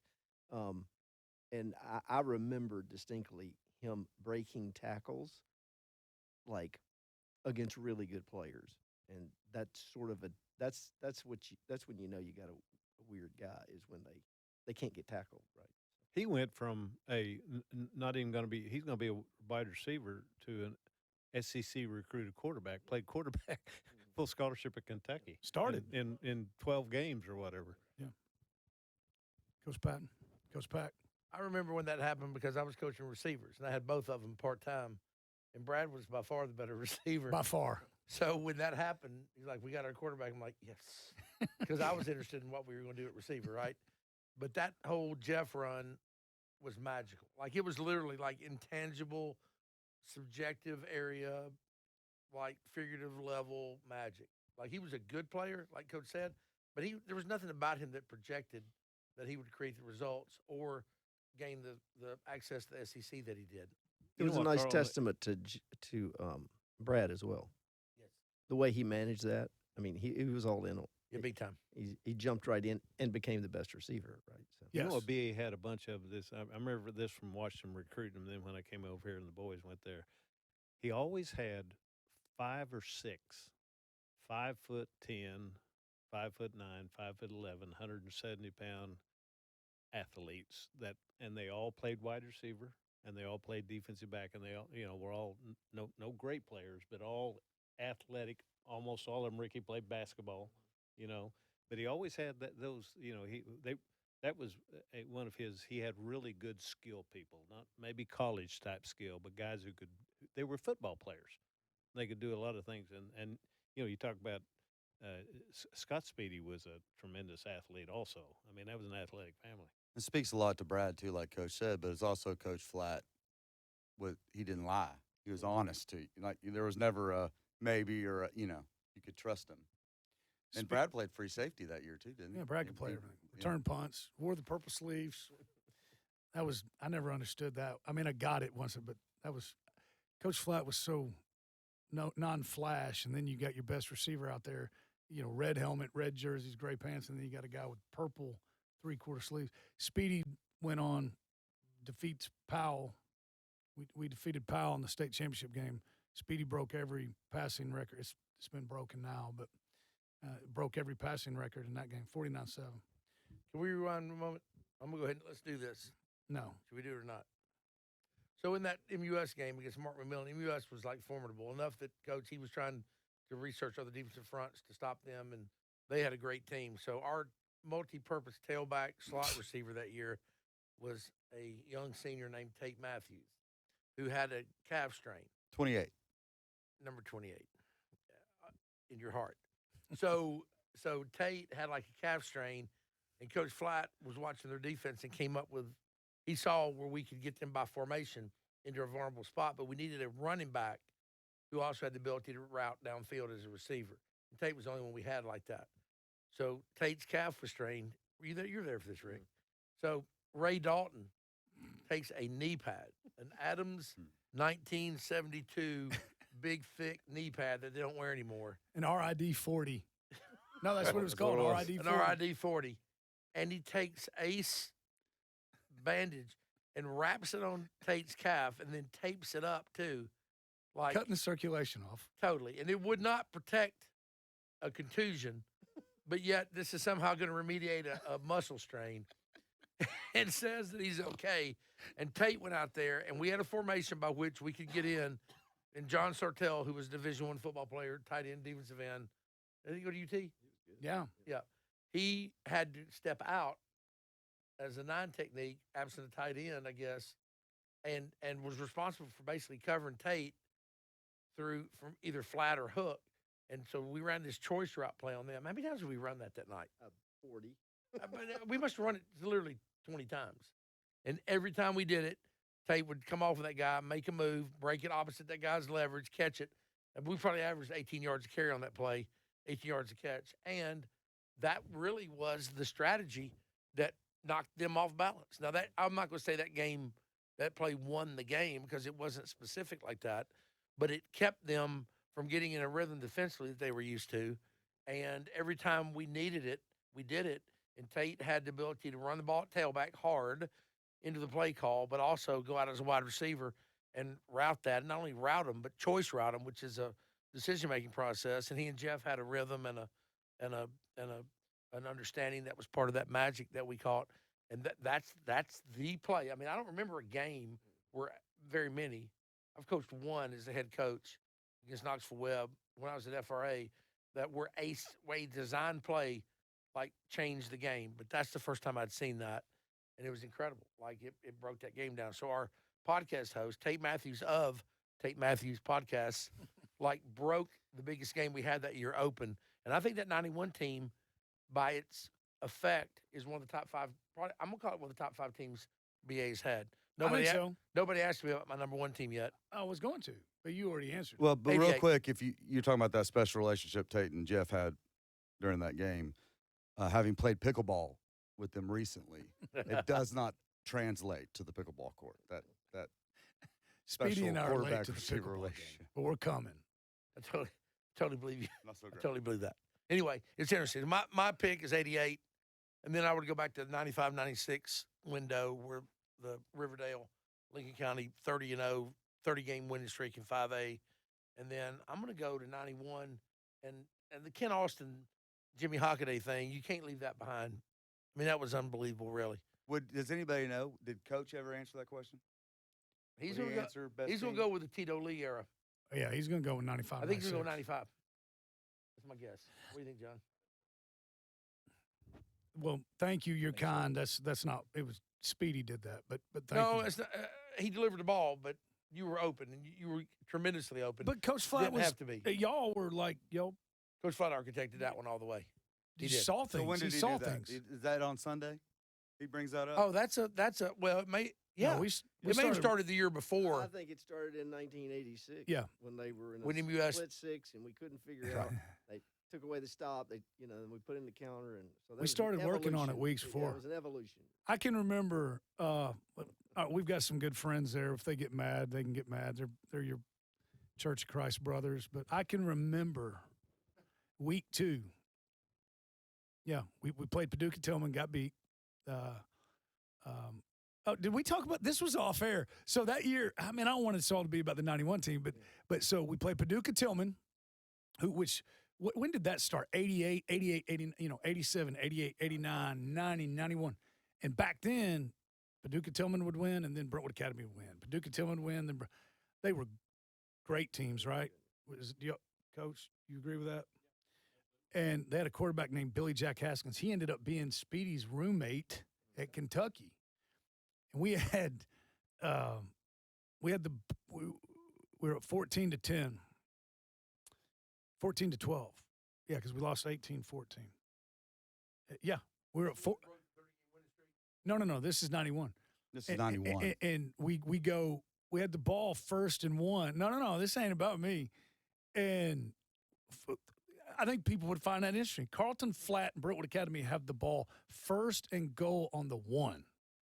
And we got in a solid formation, went 4 times, didn't get it.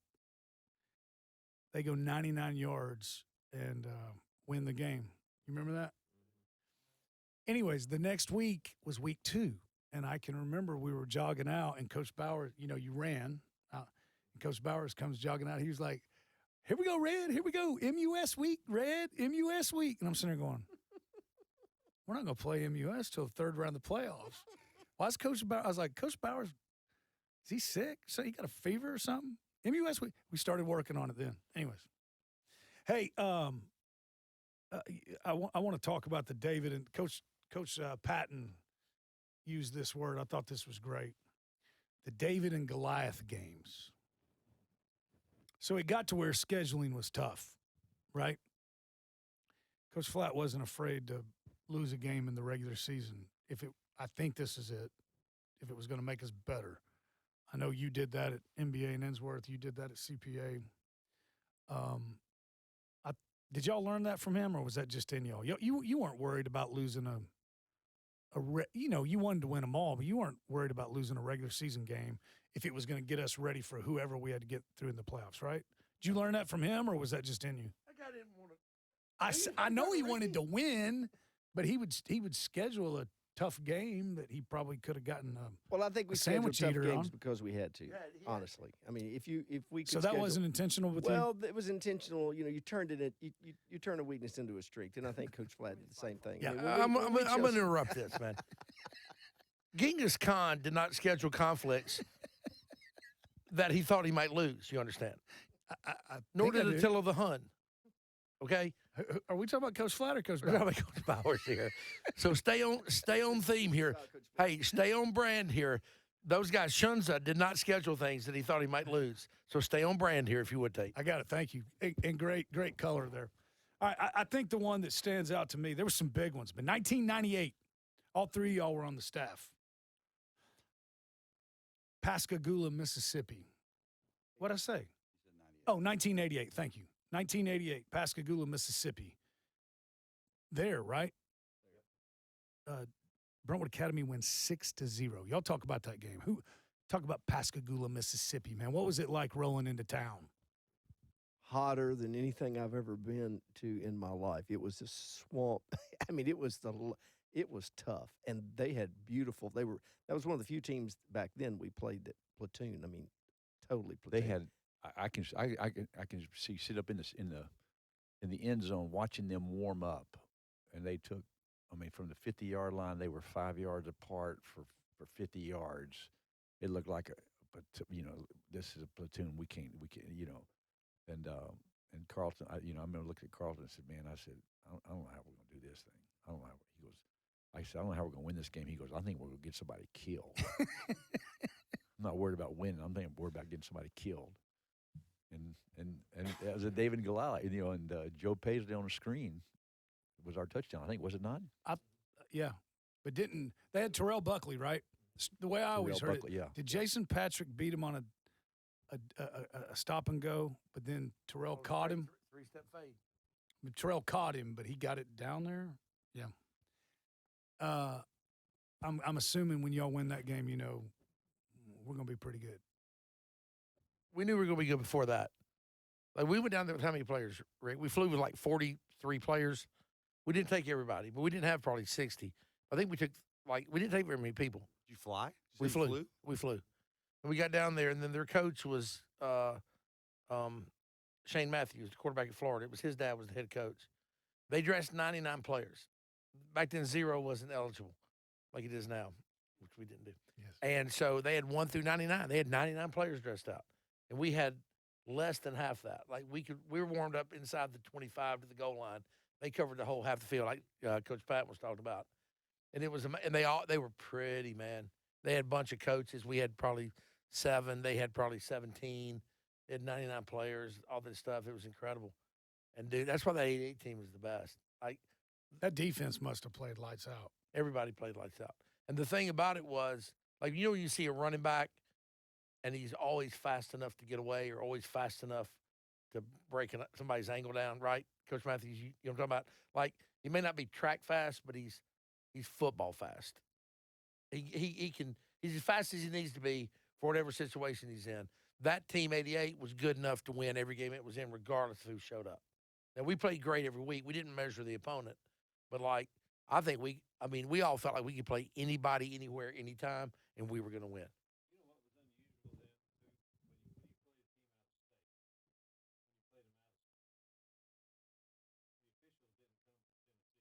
No. Yeah.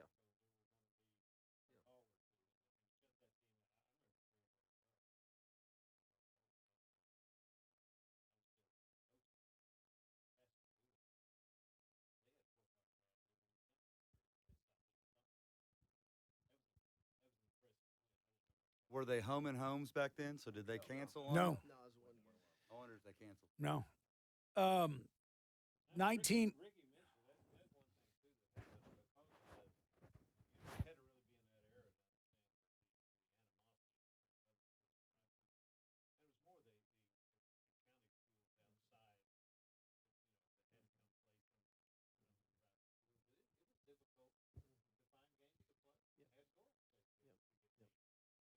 And you always thought you would go to Kentucky to win, and you go to Alabama if you want to get beat, and it really played true because we played Bessemer that year. And my word, I'd never been beat like Well, there we that. I was going to bring up that game when you But talk I about. do think it's important because the halftime speech is all time. Yeah, Coach, you're close. That was 1990, and it was in Bessemer. Jess Lanier. Yes, sir. Yes, sir. Yeah, that was. I was going to say when you talk about the David and Goliath, that was the Goliath where Goliath won. I mean, and I remember being up in the press box, looking down, and our linebackers would be just 10 yards before they could touch the guy. And That's because Bubba was on roller skates heading their drug. Which didn't happen much. I didn't think, yeah, I remember Coach Flatt at halftime. You know, he said, "Boys, I don't know whether to kiss you or kill you." Yeah. I know, because they were so good, and where we were playing as hard as we could, and we couldn't do anything about it, which is the truth. We were doing. I think I might have got some. Yeah. But he said, "But there ain't a flipping thing we can do about it now." Isn't that the one that afterwards Coach Jimmy said, "You can come back, but I'm not coming back with it." He said, Carlton, I don't know what kind of arrangement you have with these guys. He said, but if you plan on playing them next year, you can do it without me. The other one, real quick on that one, was also so at halftime he says that, and Coach Dalton says, "God dang it, we can." He said, "Well, Ray, if you can stop them, you take it." Remember, and that didn't go too well. That was the first time I'd ever heard a coach at halftime be so honest and say, basically, we're not going to win this one. And so, flash forward, I duped that. I plagiarized that in 1996 or 1997 at CPA. We were Trousdale County. It was probably the best team Clint Satterfield ever had. And it's 49-0 at the half. And I totally ripped that speech off, man. Clint And we Satterfield played- was at Coach Flatt's Yep. celebration of life. Yep. Was he there? Yeah. Yes. I didn't see him. Oh. Anyway, that was. No, he was at the visitation. But yes. Is But, that no, yeah, celebration that's of right. life? Was he Celebration. really? Yeah. I like If you Clint. got there on time, you'd have seen him. Depends on what the meaning of long time is. This is eternity we're talking about, Nick. But it was an effective speech. We played great the second half. It's funny how he knew, like, he basically challenged us, Coach Flatt did, that was a chance to get better. If we got 2 quarters play against them, we got a chance to really improve right here. And that was the gist of the speech, really. No, you were And paying. so You were taking notes. I was able to, like, duplicate that, and we actually had a good second half. And then from that point on, we battled them out. So it was It was good. But I never heard anybody say, "Hey, well, basically, we're not." There's nothing we can do about this. This was pretty much over with. Let's take the second half as an occasion to get And better. And remember, play that hard. was the game Coach Bobby got rolled up. Talk about divine intervention. I don't know how he did break both of his legs. That should have been it I'm for going him. to go stand up in the trees. What was the team that we went to Ohio and played? Because I thought that was the riskiest one. LaSalle. LaSalle. I thought that was a great risk for him to take because that Why? was because those other three teams that were in this little quad thing, I was thinking, now we may have stepped out beyond our capacity here, and we did. The noon kickoff was the biggest problem. On If the we'd turf. have played after dark, it would have been a different. I'm not saying we would have beaten them, but it would have been a different landscape. We were playing 7 or 8 guys 2 ways, and I think the index on the field was 108. It was hot. That was too So much. how was he in staff meetings after losses?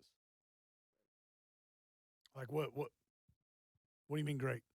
I thought he was great. I mean, he was because he was himself. You know, he was emotional. He hated losing worse than anybody. He took most of the responsibility, or maybe all the responsibility, on himself. I mean, he was never critical of anybody. I didn't think. I mean, He was always- better in some ways in losses than wins. Well, did it seem like maybe this was earlier? It seemed like we would lose every game before Labor Day on that Friday. You know, no matter who we played, which gave us a 5-hour practice on Labor Day. Those were the earlier days, I think, probably. And man, those were hard days as a player and a coach. You know, the first 2 hours would just be toughness, and then we'd take a break, and he'd say, "Okay, now we can start practice," and then we'd have our practice after that. So, those were hard days, hard times. The other one that always stands out to me is '89, the Jeff County game on the road. Were the Collins boys playing then? One of them probably was, wasn't it? That's not what I'm talking about. Okay. Well, I mean, kind of. But that's for us. That team was loaded, right? '89, Jeff County. They were it. AAA. 14 just found a way to win, right? We were down 21-0 at half. This says 14-7, but maybe I thought it was 21-0. At least in my mind, it was 21-0. They were beating the crap out of us. you coming over here? I am. I love it. Come on. Hey, all right, Coach Bowers just moved over here. He's got his own mic. No, no, he's got one with Bull. Coach, so you go to Montgomery Bell Academy in '92. Mm-hmm. A lot of people don't know this. You weren't the football coach that year. You went back to be the basketball coach, right? Right. Went to school there. Yep. Take over in '94, right? Mm-hmm. So '95, as we met, y'all didn't play in '94, did you? No. Yeah. So '95. So now you're the Well, they head coach. changed the league, and we were in the same league in '95. Yes, sir. So now you know '95. Now we're going to have to go through Brentwood Academy. So now former assistant, opposing head coach. Like, what was it like coaching against, and those teams were great. The second one, y'all almost got them. Coach Elliott likes to talk about the fumble out of the back of the end zone. And then after that, you all went on a run. But talk about as an opposing head coach, we're going to have to beat Brentwood Academy. How do you go about that? Like, what was y'all's mindset? What were you preaching to the staff? Well, you know, whenever you know they're on your schedule, you know you're going to have to be on that night. You're going to have to be spectacularly physical. You're going to have almost no mistakes, and you're going to have some wrinkles because they're going to stop what you do best. So, not unlike what he taught everybody when you were on his staff, you know, we prepared all year to play them. Honestly, a little bit. There's Right. a little bit every week, you know, to Without play. telling the team what we're doing. Oh, right? right. No, Right. you would never. You Yeah. don't want to give them any fear. So, '95 they were better. Sure. '96 the gap is closed. Yeah. Did you know that? Like we're close. Well, I knew we were really good, and they were really good as well. So, I mean, I thought '95. You know, I'm young enough and dumb enough to think, well, you know, we actually have a chance here. We had a good team. I was not a good coach, honestly, and I didn't. Well, as I look back on it, you know, I was not as good as I could have been back then, I don't think. But again, I spent all my life more involved in basketball. So what I had learned from him. So really, I was at an advantage because the best team in the league, everything that they were going to do, was pretty confident in what was going to happen. You lived it. Yeah. So, so I had some advantages, but I really wasn't experienced enough to pull that off in the first year. It looks like to me from outside watching, the other thing you learned, the importance of a good staff. And I think that sounds like that's a obvious, but I mean, it's tougher to do. I thought you did a great job of that at NBA. I'm assuming, a basketball staff's not as big. We could do a whole nother one. And if you want to do it, I'd love to do it on Coach Meyer. But I'm assuming that you kind of patterned it after that. Like No, he exactly. knew how to put a staff together, and everybody knew their role. Yeah, and it was And I his felt way- like yours did too. Yeah, I think to your point, I think what he did that I had not experienced or didn't appreciate until I was with him was he got the big picture emotional balances right. Jimmy Gentry, Ray Dalton, Wendell, Coach Patton. Then he got the young bucks. Coach Bobby. Well, of course, Coach Bobby, Piston Legs. He knew how to have the breadth for all the kids. So, every kid is empowered and inspired by, different people. I was at a thing the other night where somebody was talking about, well, who got inspired? It wasn't the head coach. It wasn't even a coordinator. It was, it's the fourth assistant, that actually inspires somebody else. So he did a great job of that, and I learned from him that you need the maturity, Jimmy Gentry, which we had that, and you need the young bucks, and you needed the people that were really kind of crazy and physical, Tom Moore, Ray Dalton, that was so absolutely, I was attempting to model. So y'all finally get him in '98. I think I got this right. Yeah, y'all defeat him in '98. Clinic Bowl. No, Blue Cross Bowl by now? It was Blue Cross in. Okay, Blue Cross Bowl by now. 1998. Do I have this right? Yeah, 1998, Montgomery Bell Academy and Brentwood Academy playing the Clinic Bowl. You all win. No. What'd you win that? 21-19. Yeah. What was he like after that?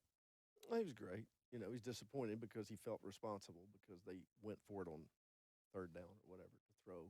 Cole Barfield. Yeah, and they were on the 2-yard line or something. He instead of kicking a field goal, he tried to throw it. We intercepted it. So, now he has reasons that he didn't want to kick the field goal. Like people, people are critical of coaches no matter what. They're just knowing what they know, but the coach knows, right? They know whether the center, the snapper, the long snapper, is over there with a hangnail, or his mother's talking to him, or he snapped the warm up over the guy's head. So they know what the coach knows why they're not kicking an extra point or a field goal or punting it. So anyway, he had some reason to do it. It didn't go well, and so he felt. I know he felt responsible for it, but he was great. Ricky, He was always you had a pretty good quarterback that year too, didn't we you? did have a pretty good quarterback.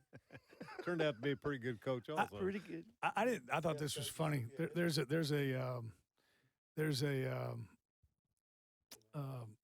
group text of Coach Patton, who Coach Bowers calls Bull, Coach Pack, and then Coach Bowers and me. And I forget what led up to it, but Coach Bowers sent back, "I don't believe in the forward pass." He knew how to run the ball with that quarterback as well, right? Yeah, Which isn't exactly. true. You did, but He also didn't Engel kick a 50-some-yard field goal? Yeah, in a that single ball game. and also? This I may have some of this off, but this is the way I remember it. I'm pretty sure we were playing Macaulay, and this is Engel Martin. He was, this is all coaching. This has nothing to do with his ability, but he was the punter, the place kicker, the quarterback, and then occasionally I would put him in when we had to have it. So in that game, they are going for it on third down. They're near the end zone. We put him in at corner. He intercepts it. He scores 3 touchdowns running the ball or, making it happen. He punting, we had a bad snap, high left. He's right-footed. He catches it with one hand, punts it 41 yards with his left foot. Well, that's all coaching. You know, I'd worked with him on Of course. that. And then- preparation. And preparation. The And- slap or the kick? Both of them. and then I'm pretty sure that was the same game where he made a 49-yard field goal to win the game. So, Crazy. you know, he had a little talent, but I coached the crap Eagle out of that Martin, guy. who extends the Coach Flatt coaching tree, right? yeah. Through Coach Who's Bowers. Yeah. won 5 state championships CPA. There is no CPA without Coach Pack. There is, but I don't think it's the program that it is now. Subject change. You know that game that Ricky beat Coach Flatt? I was at that game, I'm sure you were. and it was interesting. It was like 3rd and goal or something from maybe, I don't know what it was. Who are you cheering for in that game? It was a weird one. Even the 95 game was weird for me Answer the when Ricky question. and Who them are you played so cheering for well. in that game? Even the 95 game when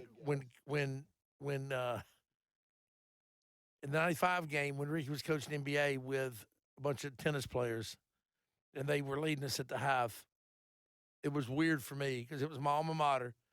It was one of my best friends coaching that team. They played out of their minds. So I was like happy for him, but I was panicking about the thought of losing to them. And then that game, he sent Barton Simmons off the edge. I don't know why that felt like a good call, although I think he knew what was coming, maybe. Did you do it or did Coach E? So Yeah, of Barton course, you're Simmons, the head coach. Barton Simmons comes on a free safety blitz off the edge on 3rd and 2, off the field side edge, the side they're throwing the little alley-oop quick fade to. Barton comes unblocked, jumps, tips the ball, tips the throw, and Cole Barfield at linebacker runs underneath it, makes a diving catch to end the game. It was remarkable, really. It was a great game. I felt bad for Coach Flatt, felt great for Rick. Those were pretty neutral games for me, Tate, to answer your question, honestly. Because I didn't ask it, but I know that. I was for both teams. There's no way I buy that. You got one of those waffle rings, don't you? No, No, sir. man. Don't you have a waffle My ring? parents are from Sevierville, Tennessee, so I don't claim all You do that. not have Yes, a you waffle do. ring, or you? I don't know where it is. I haven't seen it since probably 80. All right. Hey, we got to tell this one. This is awesome. But no, I get it because obviously I was for Brentwood Academy, but I was such a big fan of Can I, Coach can I ask Bowers. them a question? This is on topic before we move on. Yeah. My favorite Coach Flatt saying or whatever, I was there when they built the first new building, right, in 96. And they gave which he was also really good at this. They gave a really eloquent talking about how great the new building was. And then he got up and he said, hey, let me tell you something. You know, what makes a building great ain't the lights or the hallways, it's the people. So I'd rather have and the people who were really pumped about the building weren't very happy. But so he was for sure a builder, right, Coach Flatt? And you guys both, Innsworth, literally ground up, CPA. He had a few more resources, but let's Right. side But- note. Ricky built NBA, too. But He did. Football wise. Football-wise, 1,000%. what did you learn from him on that? People? Like, it's about the people building it up, or was there any? I still think that building is not very good designed. I think it was like Oh my gosh. I think it was a I cost thought cut. that might be your takeaway. You Yeah, pass the phone to Coach It was Bowers. like a cost cutter, jerry rig, quick knees, like a shotgun building. No, he But to answer understood. your, but I'm coming to the question. Like even when I was in Innsworth and people were like going, how our kids are, I was in admissions and people were like, how are our kids like, they'll go to college, they'll never be as nice as this again. So my big address back then in admissions meetings was if a tornado came and wiped everything out and we brought trailers in, we would be every bit as good that day, the next day as we would have been otherwise, maybe better because it's about us, not all these things that you see. And that's what made Coach Flatt And that's great what, at it? yeah. I mean, he operated in that little building and practicing the cow pasture without complaint. You know, I mean, it's a boast piece for us at CPA. Not having a weight room, a stadium, a practice field, playing on the Bellevue Well, that's a Steelers good point, field. because I don't think I ever heard the man complain. He doesn't. Never. And the one word, I know we weren't asked this earlier, but when people talk about one word to describe him, that's for his success, and I think everybody will echo this. Humility, like not even a question. That guy had not an arrogant bone or cocky thing about him, nothing. This drives me crazy. And I tell people about this. Y'all were around him more than I were. You were around him the most. I never heard him use the word I or my. Did y'all? How many times you hear guys, oh, yeah, they beat me or I beat the. Huh? He never said I. Do you? Do you? He never said that. We, us. Never. And the other thing too is all that stuff we've been talking about. If you went to a practice, he wasn't I mean, he got his message across, but he wasn't a real loud, yelling, ripping.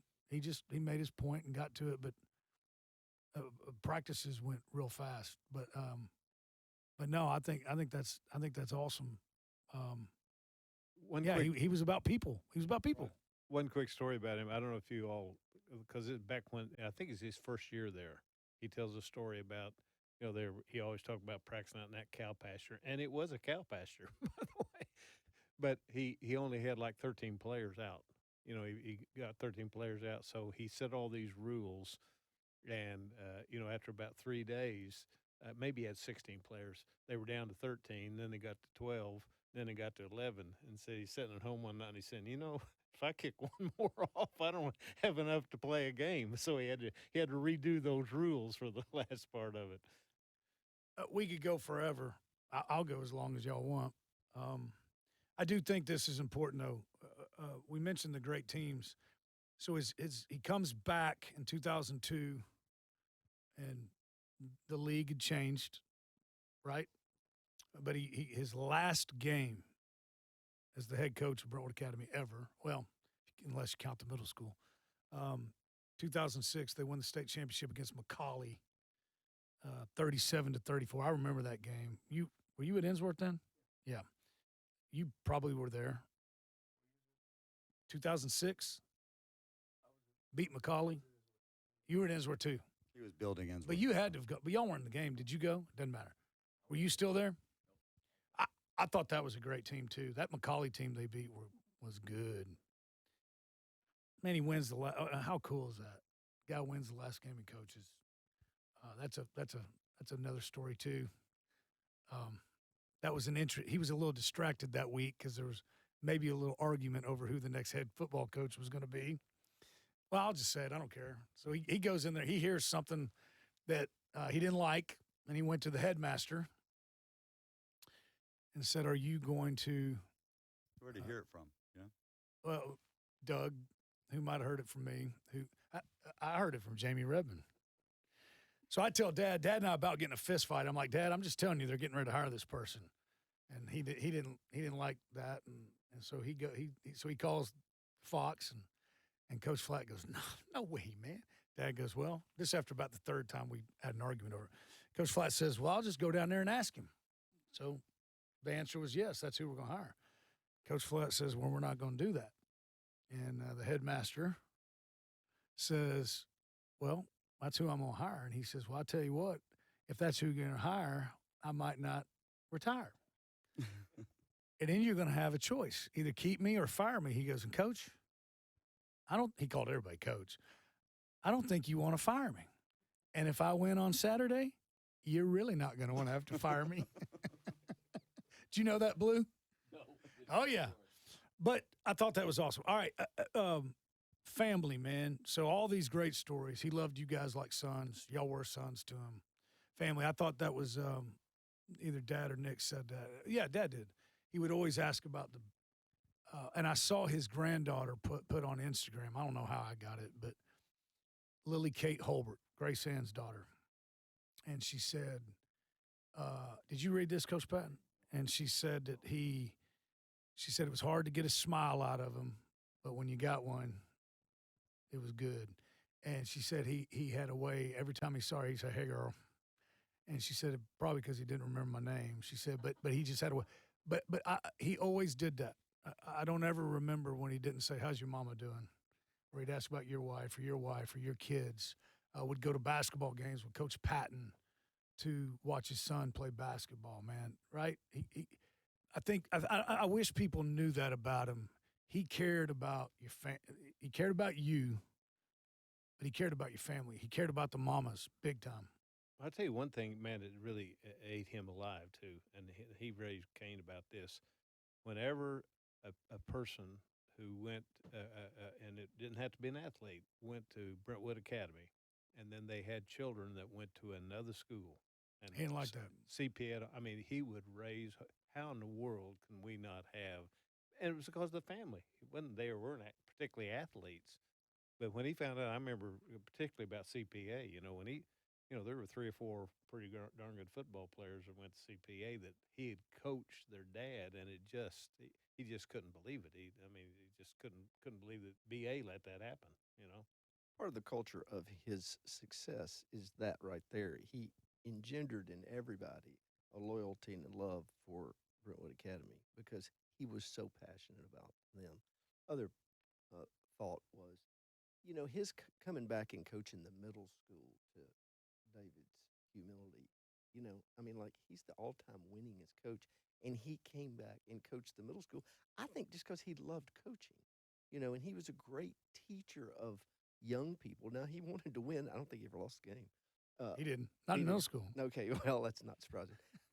But as much as everybody wants to focus on that, he really loved the coaching, and he loved the kids, and he loved the school, and it was obvious, and that's why everybody loved him and playing for him, I think.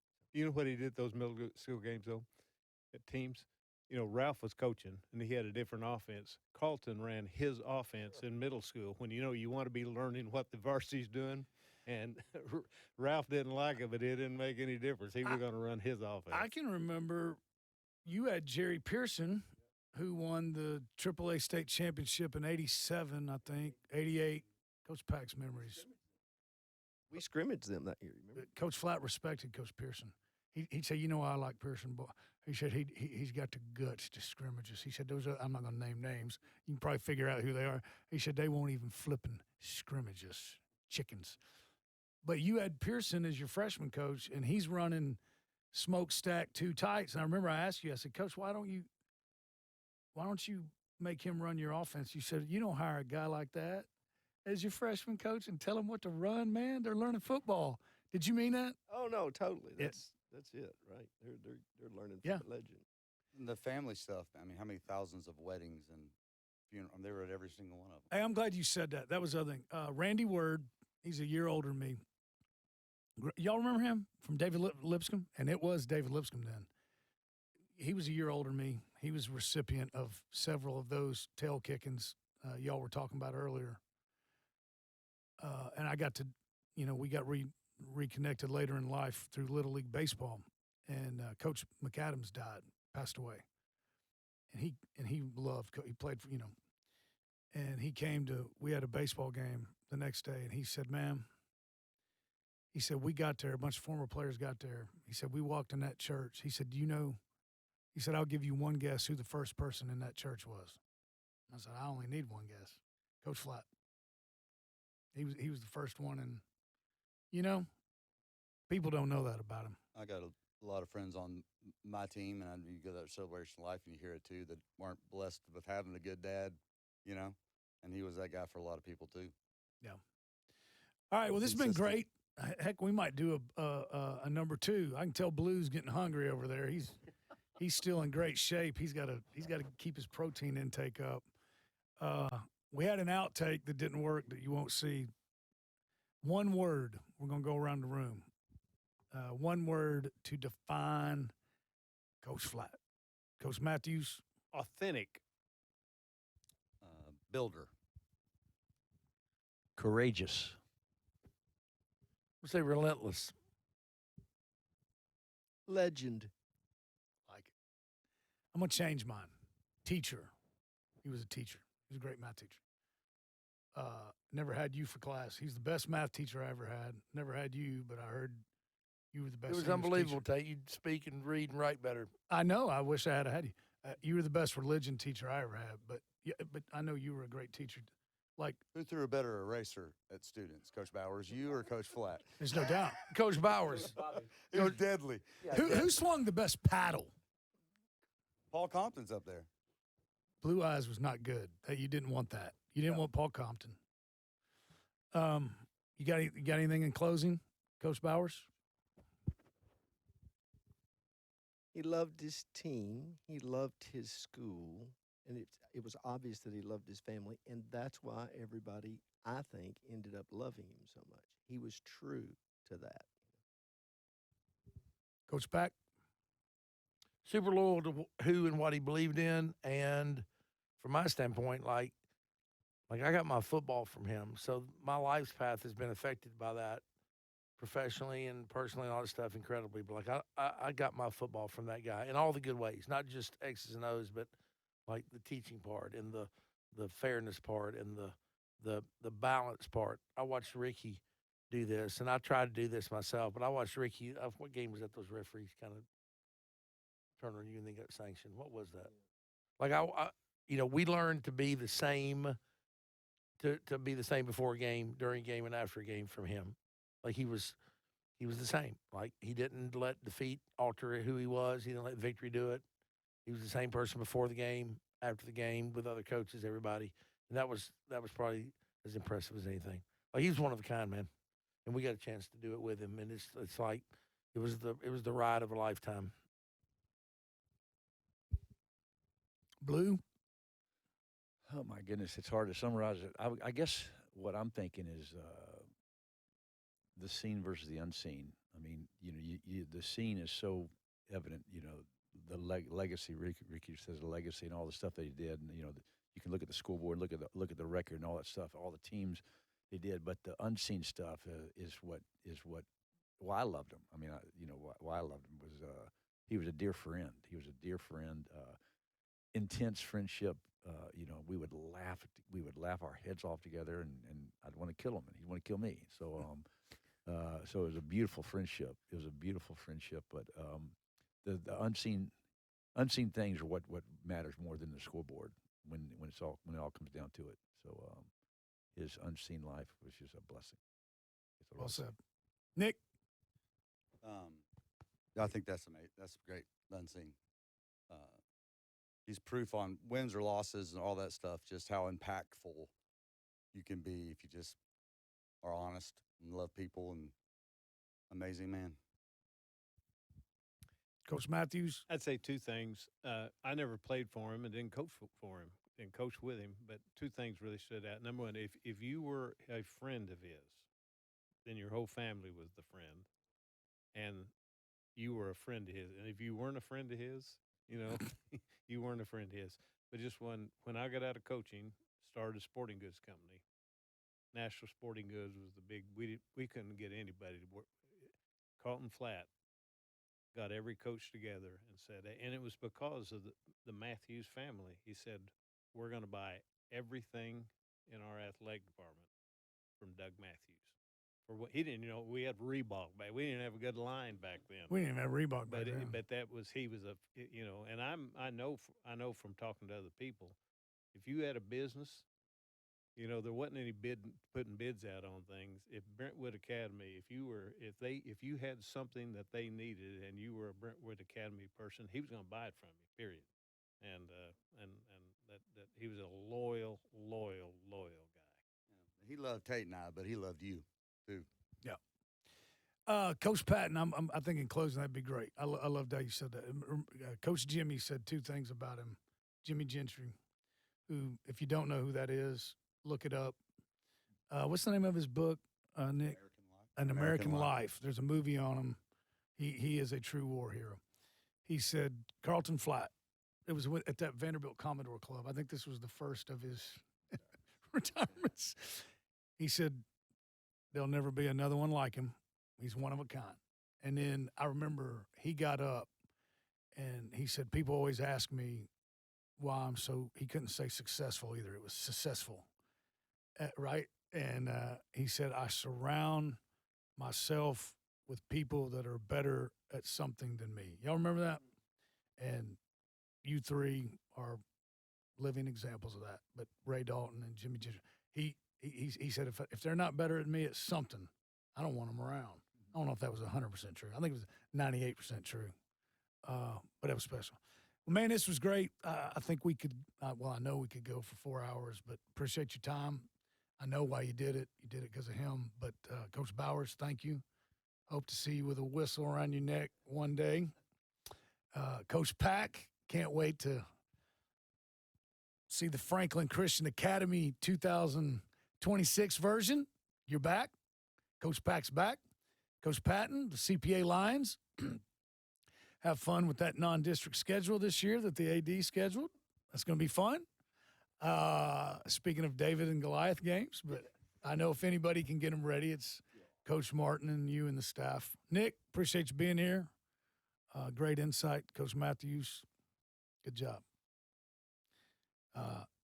Coach Flatt, man. There's only one of them. Thanks for joining us, and we'll talk to you again soon.